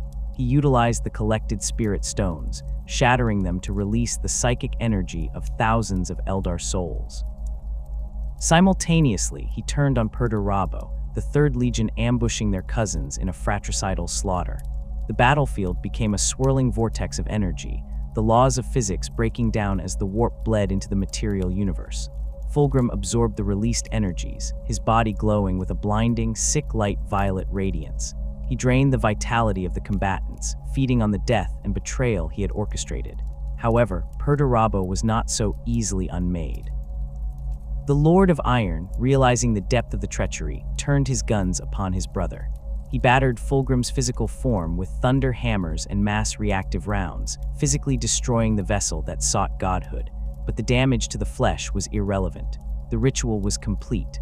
The mortal shell of the Phoenician was obliterated, blown apart by the fury of the Fourth Legion, but what emerged from the gore was no longer a man. The entity that rose above the ruins of Eadris was a creature of majestic terror. Fulgrim had shed the limitations of humanity entirely.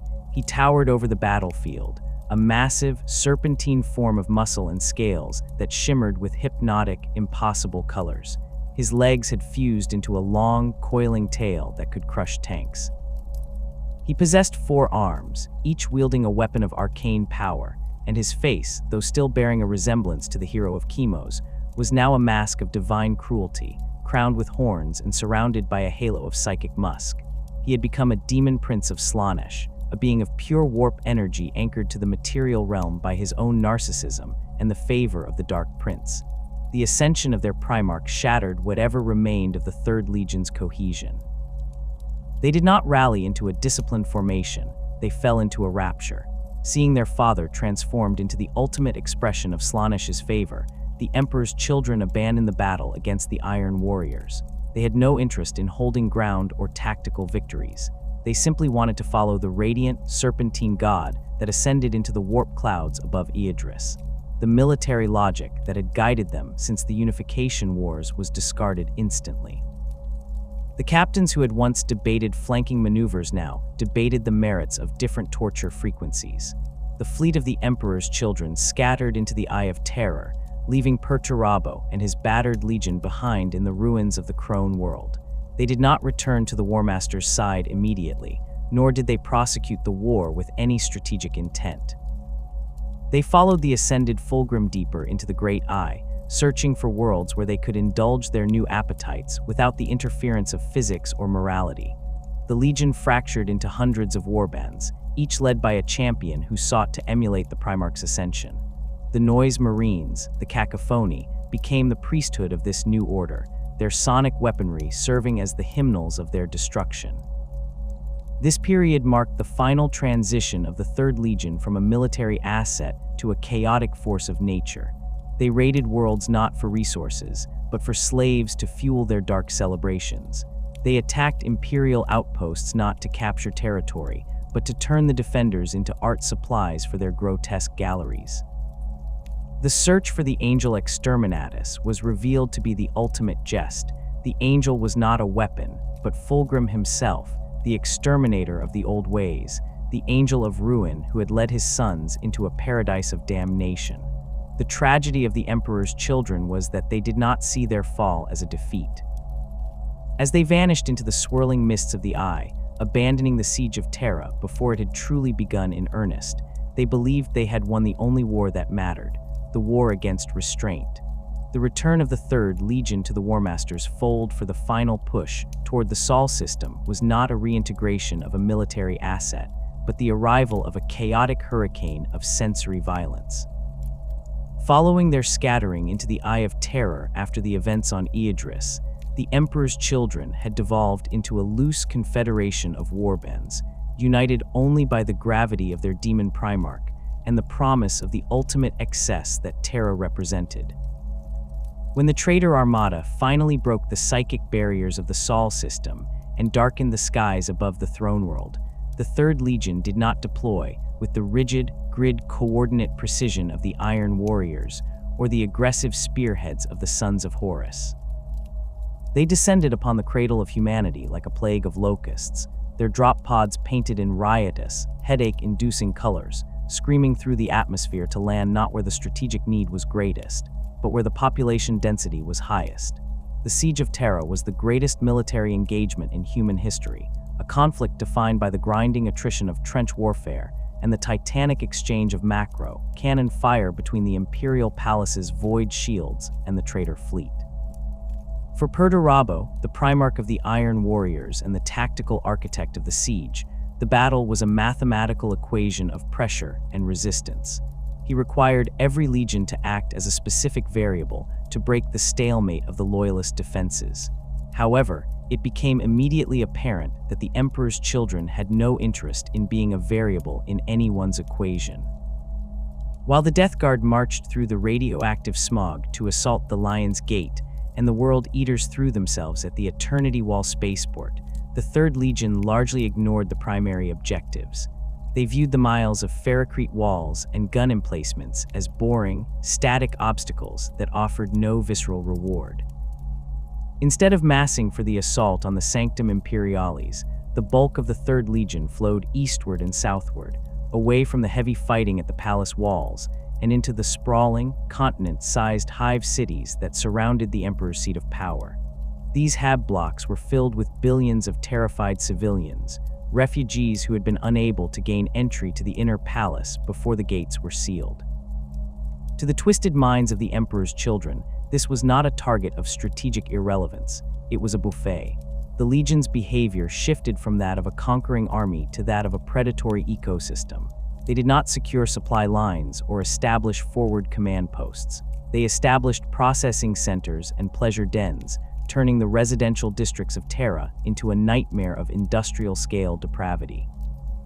The atrocities committed by the Third Legion during the Siege of Terra, often referred to as the Feast of Flesh, remain some of the darkest records in the Imperial archives, many of which are sealed by the Inquisition to preserve the sanity of those who would read them.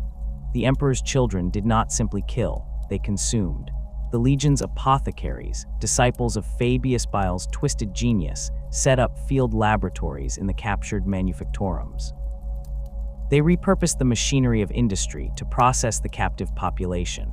Millions of men, women, and children were herded into these facilities, where they were distilled into their component chemical parts. The blood, adrenaline, and neural tissue of the victims were harvested to create potent combat stimulants, hallucinogens, and warp-infused elixirs that the legionaries injected directly into their armor's supply feeds. This was not merely sadism, it was a logistical necessity for a legion that had abandoned conventional supply chains. The Emperor's children were fueled by the suffering of the Terran population. They snorted the dried remains of the dead to heighten their combat reflexes and drank the distilled fear of the living to attune their minds to the warp.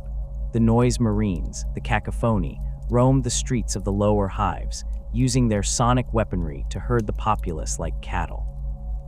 They would unleash blasts of sound that did not kill instantly, but ruptured organs and shattered bones, leaving the victims incapacitated for the harvesting squads that followed.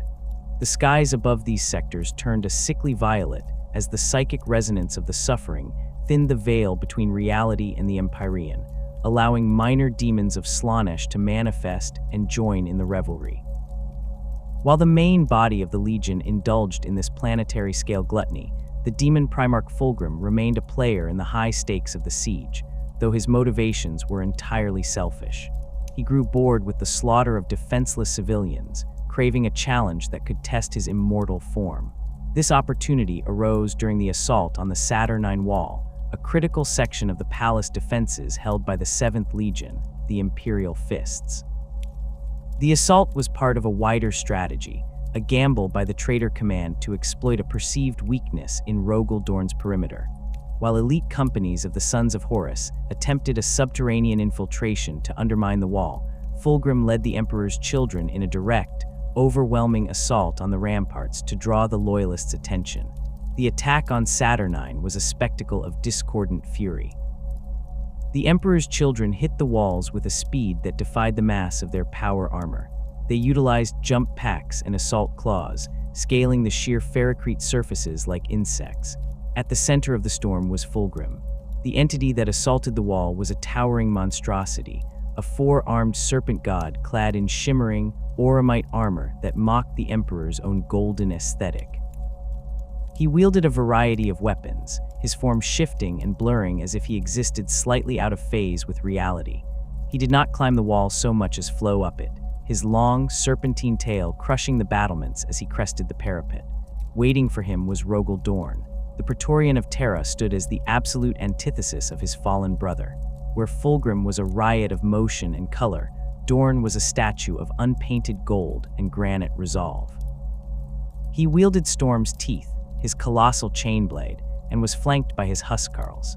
The meeting of the two Primarchs on the Saturnine Wall was a clash of fundamental cosmic forces, the irresistible, chaotic fluidity of the warp against the immovable, ordered reality of the materium. The duel began with a blur of motion that the Astartes and mortal soldiers nearby could barely track. Fulgrim attacked with a flurry of blows from his multiple limbs, his swords weaving a net of lethal light.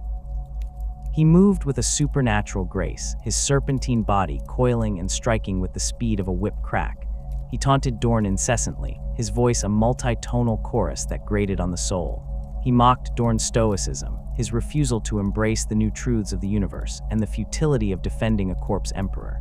He boasted of his own immortality, of the pleasures he had seen and the powers he now commanded. Dorn did not speak. He fought with a grim, economic efficiency. He did not try to match Fulgrim's speed or flair.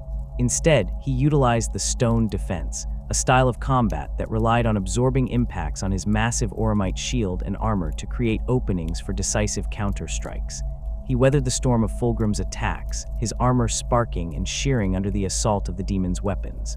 Fulgrim struck Dorn repeatedly, drawing blood, slicing through the gold plating to the meat beneath. To the observer, it appeared that the Praetorian was being overwhelmed, dismantled by a foe he could not hope to match in dexterity. However, Dorn was analyzing the pattern of the chaos. He accepted the wounds as the price of the solution. As Fulgrim lunged for a killing stroke, overextending in his arrogance and desire for a theatrical finish, Dorn stepped into the guard. He took a grievous wound to the shoulder to deliver a singular, catastrophic counterattack. Storm's teeth roared as Dorn brought it down in a brutal, chopping arc. The chainblade bit into Fulgrim's corporeal form, shearing through the demon flesh and bone. Simultaneously, Dorn smashed his shield edge into the serpent's body, shattering scales and crushing the unnatural organs within. Fulgrim reeled back, his physical form broken and bleeding ichor onto the battlements. For a mortal or even a standard Primarch, the wounds would have been fatal, but Fulgrim was no longer bound by biology. As Dorn prepared to deliver the executioner's blow, the demon Primarch simply laughed. The gashes in his flesh knitted together with sickening speed, the warp energy reassembling his form in real time. He looked at Dorn with eyes that held no fear, only a sudden, crushing ennui. He revealed the terrifying truth of his existence. He could not be killed by a sword, no matter how mighty the wielder. He was a creature of the great game now, an eternal concept given form. Fulgrim realized that to defeat Dorn, to truly break him, would require a grinding, protracted effort. It would require focus, discipline, and a slog of attrition that he found utterly tedious. The thrill of the duel evaporated the moment he realized Dorn would not break emotionally, only physically. To the avatar of Slaanesh, a victory devoid of sensation or dramatic payoff was worthless. With a sneer of dismissal, Fulgrim declared that he had grown bored of their play. He did not retreat in defeat, he simply left. He gathered his energies and abandoned the engagement, his serpentine form dissolving into a mist of warp light and musk, leaving Dorn standing alone on the wall, bloodied but victorious by default. The withdrawal of Fulgrim from the Saturnine wall signaled the end of the Emperor's children's participation in the organized siege. The Legion, taking their cue from their father, abandoned the assault entirely. They pulled back from the front lines, leaving the Sons of Horus and the Iron Warriors to die in the kill zones the Third Legion was supposed to be suppressing. This abandonment was not a tactical retreat, but a mass desertion of duty in favor of self-indulgence. The entire strength of the Third Legion turned its back on the war for the throne to fully commit to the rape of the civilian population. This betrayal caused a fissure of resentment within the traitor ranks that would never heal. Perdurabo, watching from his command bunker, was apoplectic. He had calculated the assault based on the manpower of 18 legions. The subtraction of the Emperor's children left gaping holes in his lines that the Loyalists exploited with ruthless efficiency. The Iron Warriors were forced to grind themselves to dust against the fortifications, taking casualties that should have been borne by Fulgrim's warriors. To the Lord of Iron, the Emperor's children were no longer soldiers. They were broken, useless things, addicted to their own degradation. The Sons of Horus, struggling to maintain cohesion as their own Primarch slipped deeper into a coma-like communion with the Chaos Gods, viewed the Third Legion's actions with a mixture of disgust and fury. Abaddon, leading the spearhead, found his flanks exposed because the Emperor's children warbands that were meant to secure them had wandered off to find fresh captives. The discipline of the War Master's army began to fracture. The unity that had brought them from Istvan to Terra was dissolving under the weight of the Chaos Gods' conflicting desires. Slaanesh did not care who sat on the throne, only that the sensation of the war continued, and thus the Emperor's children had no stake in the actual victory. As the siege of Terra entered its final, desperate hours, the Emperor's children were effectively a third faction, hostile to the population of Terra and indifferent to the aims of the War Master. They controlled vast swathes of the hinterlands, turning the manufactorums into cathedrals of screams. The smoke rising from their sectors was not the black soot of war, but the oily, sweet-smelling smoke of rendering plants where millions of imperial citizens were reduced to drugs for the Astartes. They had achieved their own twisted version of perfection, creating a paradise of agony amidst the apocalypse, completely unconcerned that they were costing their allies the war. The resentment bred in the trenches of Terra would fester for millennia, ensuring that when the traitors eventually fled to the Eye of Terror, the Emperor's children would be hunted not just by the Imperium, but by their former brothers, sparking the bitter Legion wars that would consume the damned for centuries to come. The retreat from Terra was not a disciplined withdrawal for the Third Legion. It was a reluctant departure from a slaughterhouse that had not yet run dry. While the Iron Warriors covered the evacuation with bitter professionalism, and the Sons of Horus fled in the wake of their father's death, the Emperor's children left the Sol system with their holds bursting with human cargo. They had spent the final hours of the siege not on the walls, but in the hab blocks, harvesting millions of civilians to serve as slaves, food, and raw biological material for their increasingly esoteric vices. As the traitor fleet scattered into the warp, fleeing the retribution of the surviving loyalists, the Emperor's children maintained a semblance of cohesion that their cousins lacked. They possessed the greatest stockpile of resources, specifically the living resource of slaves, which in the hellscape of the Eye of Terror would become the only currency that mattered. Upon entering the Eye, the Legion Wars began almost immediately. The old Brotherhood of the Heresy, already fractured by the events of the siege, disintegrated completely under the entropic influence of the warp.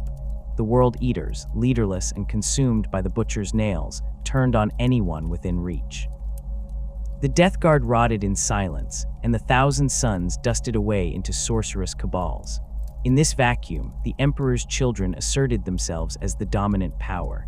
They were the strongest unified force remaining, their numbers swollen by the apotheosis of their Primarch, and their morale buoyed by the belief that they had won the war for sensation, if not the war for the throne.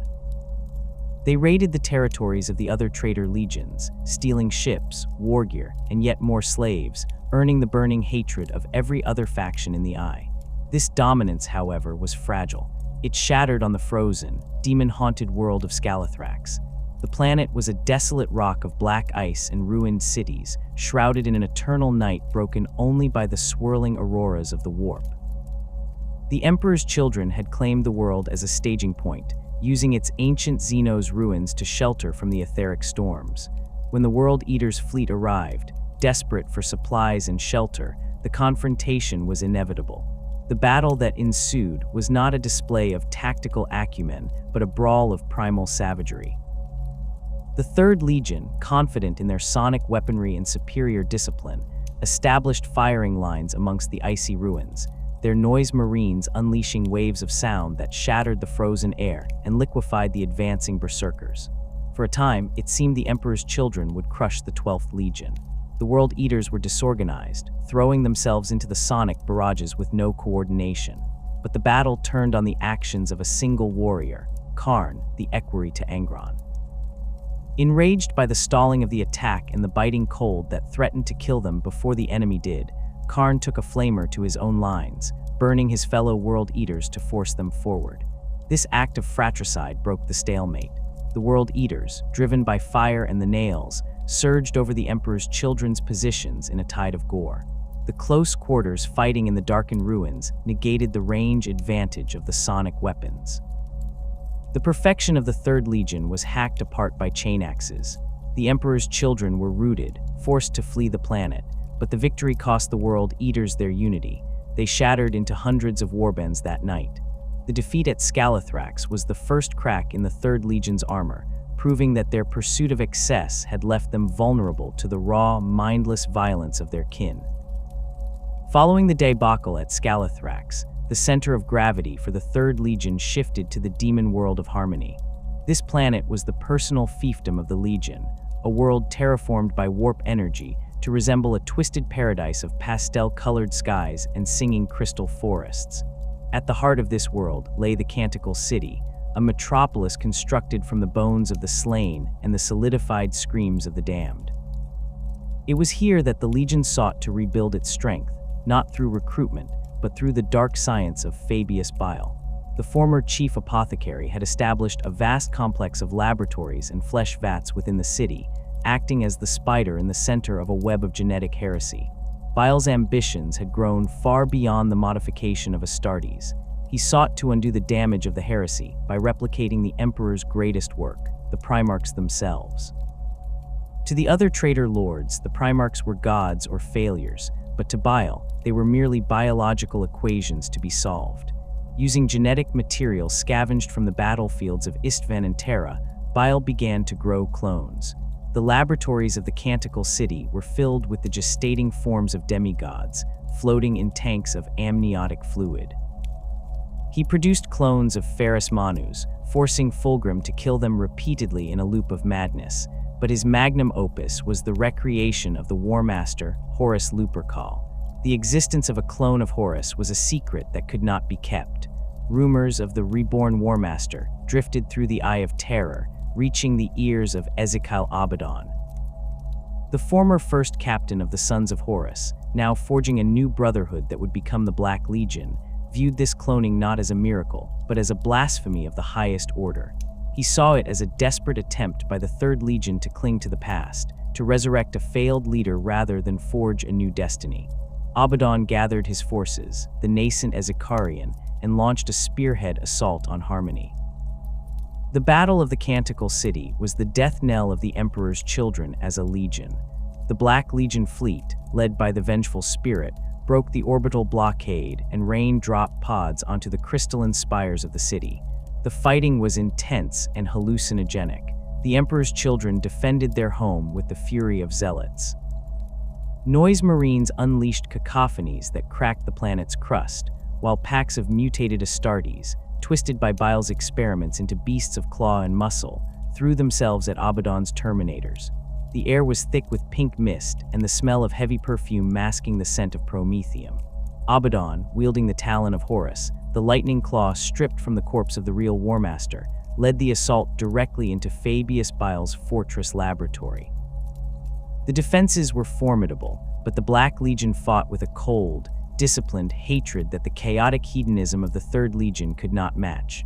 They breached the inner sanctum, a cathedral of science where the clone of Horus awaited. The confrontation was a moment of frozen time. The clone was a perfect physical replica of Lupercal at the height of his power, unscarred by the corruption that had claimed the original. He wielded Worldbreaker, the massive power maul, and radiated the sheer, overwhelming charisma of a Primarch. When the clone spoke, he called Abaddon his son. It was a plea for loyalty, a command from a father to a subordinate. For a moment, the Emperor's children believed they had won, that the mere presence of the War Master would bring Abaddon to his knees. But Abaddon had long since shed his father's shadow. He looked upon the clone and saw only a hollow shell, a biological trick devoid of the warped soul that had made Horus mighty. With a declaration that he was not the clone's son, Abaddon attacked. The duel was brutal and short. Worldbreaker clashed with the talon of Horus, shattering the silence of the laboratory. The clone fought with the muscle memory of a god, but Abaddon fought with the destiny of a despoiler. He drove the talons deep into the clone's chest, ripping the hearts from the body and ending the Third Legion's dream of a restored hierarchy. The death of the Horus clone broke the spirit of the defenders. The psychological blow was catastrophic. They had pinned their hopes on the return of the War Master to lead them to a new golden age of conquest. Seeing him butchered by Abaddon shattered their worldview. The Black Legion proceeded to systematically destroy the Canticle City. They planted tectonic charges and orbital bombardment beacons, leveling the spires and burying the laboratories. The destruction of Harmony was absolute. The Third Legion was rooted, their stronghold reduced to dust, their greatest experiment a failure, and their leadership humiliated. In the wake of the Canticle City's fall, the Third Legion ceased to exist as a unified military structure. The breakdown of the chain of command, which had begun after the Meraviglia and worsened during the Legion Wars, became total. Without a central base of operations or a unifying figurehead, Fulgrim having retreated entirely into the great game of the Chaos Gods, uninterested in the material struggles of his sons, the captains and lords of the Legion turned on one another. They fought over the scraps of their fleet, over the remaining stocks of Gene Seed, and over the favor of Slaanesh. The Legion fragmented into hundreds of disparate warbands, each reflecting a specific facet of their corruption. One of the most prominent factions to emerge was the Phoenix Conclave. Led by officers who still clung to a twisted parody of their old martial honor, the Conclave sought to rebuild the Legion's strength through rigorous, if depraved, discipline. They maintained the heraldry of the pre-heresy era, though defaced with Slaaneshi iconography, and focused on perfecting the art of the duel. They roamed the eye as mercenaries, selling their swords to the highest bidder in exchange for slaves and sensory experiences, believing that by honing their skills they honored the absent Phoenician. Another splinter group, the Flawless Host, embraced the most narcissistic aspects of their Gene Father's fall. These warriors were obsessed with their own physical beauty and martial perfection to a degree that bordered on insanity. They believed themselves to be the only true avatars of the divine, viewing all other beings, friend and foe alike, as ugly wretches deserving only extermination. Their armor was polished to a blinding sheen, decorated with gold and jewels, and they marched to war not to conquer, but to demonstrate their superiority. A single scratch on their ceramite was cause for a murderous rampage, often against their own allies for failing to protect them. They became a scourge of the imperial border worlds, descending upon isolated planets to stage elaborate gladiatorial games where they would butcher the planetary defense forces in displays of arrogant swordsmanship. The Horus Heresy represented the descent into pure sensory addiction. This warband abandoned all pretense of military strategy. They became corsairs and slavers, their ships modified into floating pleasure dens equipped with surgical theaters and sound chambers. They raided shipping lanes and orbital stations, dragging thousands of captives back to the Eye. For the Horus Heresy, the war against the Imperium was secondary to the hunt for new sensations. They sought out worlds with unique environments or populations, looking for new drugs, new sounds, and new forms of agony to inflict. They were often accompanied by vast herds of noise marines, whose sonic weaponry was used to subdue populations through mass disorientation and pain. Fabius Bile, having survived the fall of Harmony, separated himself from the main body of the Legion entirely. He gathered his own followers, a collection of apothecaries and genetically modified warriors known as the Consortium. Bile viewed the shattering of the Legion with cold detachment. To him, the Emperor's children were a failed experiment, consumed by the very obsessions that had once made them great. He roamed the galaxy as a free agent, offering his services to other Chaos Lords in exchange for resources and protection, all while continuing his great work, the creation of a new man, a species that would surpass the Astartes and inherit the galaxy. He was hunted by his former brothers, who blamed him for the disaster at Harmony, yet they also relied on him, for he alone possessed the skills to stabilize the rampant mutations destroying their gene seed. As the centuries ground on, the scattered warbands of the Emperor's children became a plague upon the Imperium. They did not launch black crusades of conquest like the Black Legion, nor did they build empires of iron like the Fourth Legion. They struck unpredictably, driven by the whims of their leaders and the whispers of Slaanesh. A raid might be launched to capture a specific artifact of beauty, to silence a choir whose song offended them, or simply because the color of the sky on a particular world promised a pleasing backdrop for a massacre. They fought with a terrifying fluidity, their noise marines shredding enemy lines with walls of sound, while their champions danced through the carnage with smiles on their faces. The shattering also led to a further degeneration of their physical forms. Without the stabilizing influence of a central apothecarian or the resources of a home world, the gifts of Slaanesh ran rampant. Many legionaries fused with their armor entirely, their flesh flowing into the ceramite until they were biomechanical constructs of living metal. Others developed mutations that reflected their specific vices, elongated tongues for tasting the air of battle, multi-faceted eyes to see the warped ghosts of the dead, or extra limbs to wield more weapons. The pristine purple and gold of the Great Crusade was largely gone, replaced by a riot of neon pinks, blacks, and electric blues. Their war cries were no longer shouts for the Emperor, but incoherent screams of ecstasy and the shrieking of amplified feedback. Despite their fragmentation, the Emperor's children remained a terrifying force. The individual prowess of their champions was often unmatched in single combat. A lord of the Third Legion had spent millennia perfecting the killing stroke, honing his reflexes to a point where he could dodge bolt or fire. However, they were incapable of grand strategy. They could not hold territory, for they would inevitably grow bored and move on. They could not coordinate large-scale campaigns, for their leaders were too consumed by petty rivalries and ego. They were the ultimate expression of the chaos god they served, brilliant, intense, and utterly self-destructive. The legacy of the Canticle City and the Scalathrax disaster was a legion that had eaten itself. They were the ghosts of the Phoenicians' dream, wandering the galaxy in search of a perfection that no longer existed. They were the masters of the raid, the terror in the night, the monsters who would flay a world alive just to hear it scream. And in the dark corners of the Eye of Terror, amidst the ruins of their former glory, the warbands continued to plot, to scheme, and to indulge, forever bound to the Prince of Pleasure, forever seeking the next high that would make them forget, for just a moment, the golden brotherhood they had murdered on the black sands of Istvan V.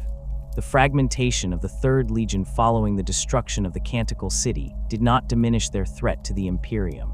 Rather, it metastasized it. Like a mirror shattered into 1,000 jagged shards, each individual warband reflected a distorted, horrifying aspect of the Phoenicians' original perfection. By the time the 41st millennium dawned, the Emperor's children were no longer a coherent military force with a unified strategic goal, but a galactic plague of hedonism and sensory violence. They had become the bogeymen of the segmentum obscurus, reavers who struck not for territory, but to turn entire populations into drugs, art, and sacrifices for the Dark Prince. In this era of decaying empires, the Legion's identity is best understood not through its central command, which no longer exists, but through the divergent paths of its two most infamous sons, who represent the spiritual and physical schizophrenia of the Third Legion.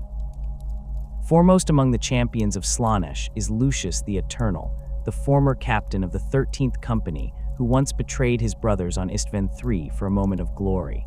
In the modern era, Lucius has become the physical embodiment of the Legion's curse, the inability to accept an end. He wanders the galaxy as a scarred, terrifying duelist, his face a patchwork of scar tissue that he proudly displays as a map of his martial history. Lucius seeks out the greatest champions of the Imperium and Xenos races, driven by a pathological need to prove his superiority with the blade. He wields the blade of the lair no longer, that weapon having returned to his Primarch, but instead fights with a master-crafted power sword and the Lash of Torment, a demon-infested whip that ensnares the souls of its victims. Lucius's existence is defined by a necromantic loop that makes him effectively immortal. He has died countless times, slain by heroes who managed to outmatch his swordsmanship. Yet Slaanesh finds Lucius far too entertaining to let him fade into the warp. The curse of the Eternal dictates that should Lucius fall, and should his killer feel even a flicker of satisfaction or pride in the victory, the curse takes hold. Over a period of days or weeks, the killer's body begins to agonize and transform.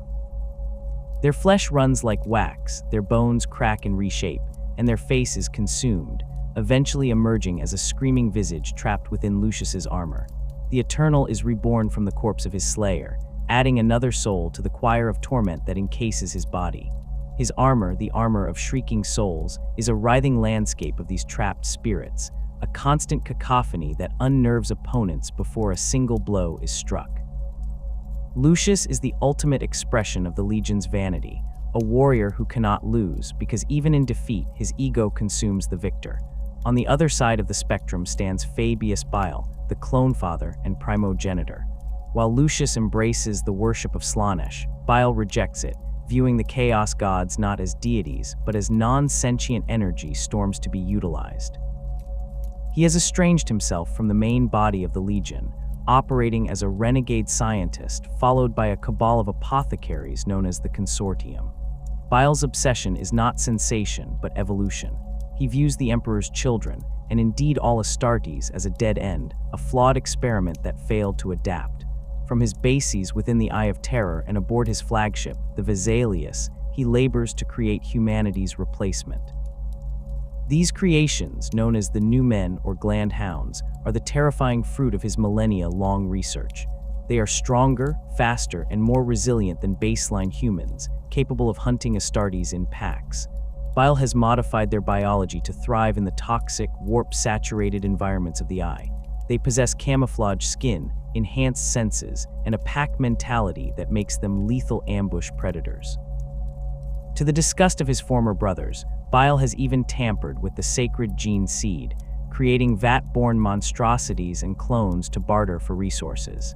He wears a coat stitched from the skins of those he deems perfect specimens, a grim parody of the Legion's old desire for aesthetic beauty. While the rest of the Third Legion loses itself in the metaphysical pursuit of excess, Bile remains grounded in the visceral, bloody reality of flesh crafting, ensuring that even if the Legion's soul is lost, its genetic lineage will continue in a twisted, horrifying new form. The opening of the Great Rift, the Cicatrix Maledictum, which tore the galaxy in half following the fall of Cadia, ushered in a new golden age for the scattered warbands of the Emperor's children. The blinding of the Astronomicon and the isolation of the Imperium Nihilus created a hunting ground of unparalleled richness. With the Imperial Navy stretched to breaking point and communication lines severed, the Third Legion warbands no longer needed to strike from the shadows. They emerged from the warp storms in fleet strength, descending upon worlds that had been cut off from Terra's light. These were not wars of conquest, but grand festivals of cruelty. The operational methodology of these modern warbands relies heavily on the unique combat doctrine of the Noise Marines. In the 41st millennium, the Cacophony are no longer a rare elite, but the backbone of the Legion's firepower. Their weaponry has been refined over 10,000 years of tinkering by Dark Mechanicum heretics and the Warp's influence. The Sonic Blaster is their primary tool, a weapon that unleashes waves of psycho-acoustic energy. Unlike a bolter, which relies on mass reactive explosives, the Sonic Blaster weaponizes sound frequencies that resonate with the target's specific biological frequency. A squad of Noise Marines can adjust their weapons to cause human eyeballs to vibrate until they burst, or to liquefy the internal organs of an enemy behind cover without ever breaching the barricade. The heavy support is provided by the Blastmaster, a weapon of terrifying versatility. By manipulating the frequency pitch, a Blastmaster gunner can produce a throbbing bass wave that ruptures ferrocrete and crushes tank hulls, or a high-pitched, wailing discordance that strips flesh from bone over a wide area. These weapons are often visually indistinguishable from the Marines themselves, with cabling and flesh fused together, the gun becoming an organic extension of the wielder's body. The visual impact of a Noise Marine assault is an assault on sanity. Their armor is painted in neon clashes of pink, black, and electric blue, designed to offend the eye, while their Vox grills amplify their combat drugs-fueled screams into a weapon in its own right. Perhaps the most feared tool in their arsenal is the Doom Siren. Mounted on the backpacks of champions and shock troops, this device consists of an array of pipes and tubes that project a concentrated cone of sonic destruction. The Doom Siren does not just damage the body, it assaults the soul. The sound it produces is a mixture of a dying star's roar and the screams of 1,000 torture victims. It is particularly effective against psychers, as the chaotic, overwhelming noise disrupts the concentration required to channel the warp, causing heads to explode from the psychic backlash. When the Emperor's children attack, the air itself shimmers with the heat of the noise, and the battlefield becomes a disorienting, nausea-inducing hellscape where silence is the first casualty. In the era Indomitus, the activities of the Third Legion have become increasingly bold. They have been cited in the Vigilus system, participating in the War of Beasts not for strategic gain, but to sample the exquisite violence of a multi-species conflict. They have raided the shrine worlds of the ecclesiarchy, desecrating cathedrals by turning them into amphitheaters for their discordant symphonies, finding a perverse pleasure in corrupting the holy silence of the faithful. Yet, beneath this erratic behavior, a disturbing pattern has begun to emerge, whispered by inquisitors and Eldari farseers alike. Rumors have begun to circulate through the underbelly of the galaxy that the Phoenician has returned to real space. For millennia, Fulgrim was content to rule his demon world, a planet of impossible geometries and endless debauchery within the Eye of Terror, engaging in the great game against his brother demon Primarchs. He was a creature of spirit, rarely deigning to manifest in the materium. However, the tearing of the veil has changed the metaphysical landscape. The influx of warp energy has made it easier for entities of his magnitude to sustain themselves in the physical universe. Reports from the Segmentum Obscura speak of a serpent of light descending upon isolated systems. Planetary governors have been found flayed and arranged in intricate, grotesque tableaus that mimic the ancient heraldry of the Third Legion. Entire populations have vanished overnight, leaving behind cities that are physically intact but psychically scarred, the walls echoing with phantom laughter. These are not the works of disjointed warbands. They bear the signature of a singular, god-like intellect. The demon Primarch is no longer merely dreaming, he is active. The prospect of Fulgrim's full return presents a catastrophic threat to the Imperium. Unlike Angron, who is a force of mindless destruction, or Mortarion, who seeks to expand his garden of plague, Fulgrim possesses a charisma that is supernaturally potent. He has the potential to unite the fractured warbands of the Emperor's children not through discipline, but through the promise of the ultimate sensation. The scattered lords of the Third Legion, from the arrogant duelists of the Phoenix Conclave to the debased slavers of the cohors Nasiki, all yearn for the approval of their Gene Father. If he were to call them, they would answer, bringing with them the fleets of the damned. There is speculation among the Ordo Malleus that Fulgrim's return is linked to the reawakening of his loyalist brother, Robute Guilliman.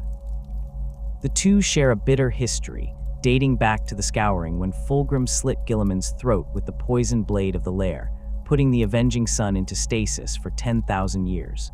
The existence of a loyalist Primarch is an affront to Fulgrim's vanity, a reminder of the Imperium he rejected. It is a challenge to his perfection. The narcissism that drove him to fall requires him to prove, once and for all, that his path was the correct one. This rivalry ensures that the Emperor's children will inevitably converge on the Indomitus Crusade, seeking to turn the Primarch's hope into despair. As the 41st millennium grinds on, the Third Legion stands as a terrifying testament to the dangers of the path to glory. They are the ultimate warning that the road to damnation is paved with the desire to be better, to be perfect. From the noble courts of Europa to the blood-soaked sands of Istvan V, and finally to the neon-lit nightmares of the Dark Millennium, the Emperor's children have chased a horizon that always retreats before them. They sought to be the perfect warriors, and they became monsters. They sought to feel everything, and now they can feel nothing without the stimulus of extreme atrocity. The tragedy of the Third Legion is not just that they fell, but that they do not realize they have hit the bottom. They continue to spiral, dragging the galaxy down with them in a riot of color and noise.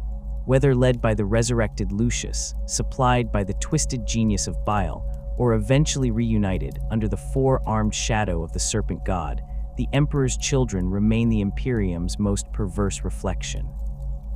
They are the beautiful, terrible face of chaos, smiling as they tear the world apart, forever unsatisfied, forever shrieking into the void, demanding that the galaxy acknowledge their magnificence even as they burn it to ash. The Phoenix did not rise, it merely learned to enjoy the fire.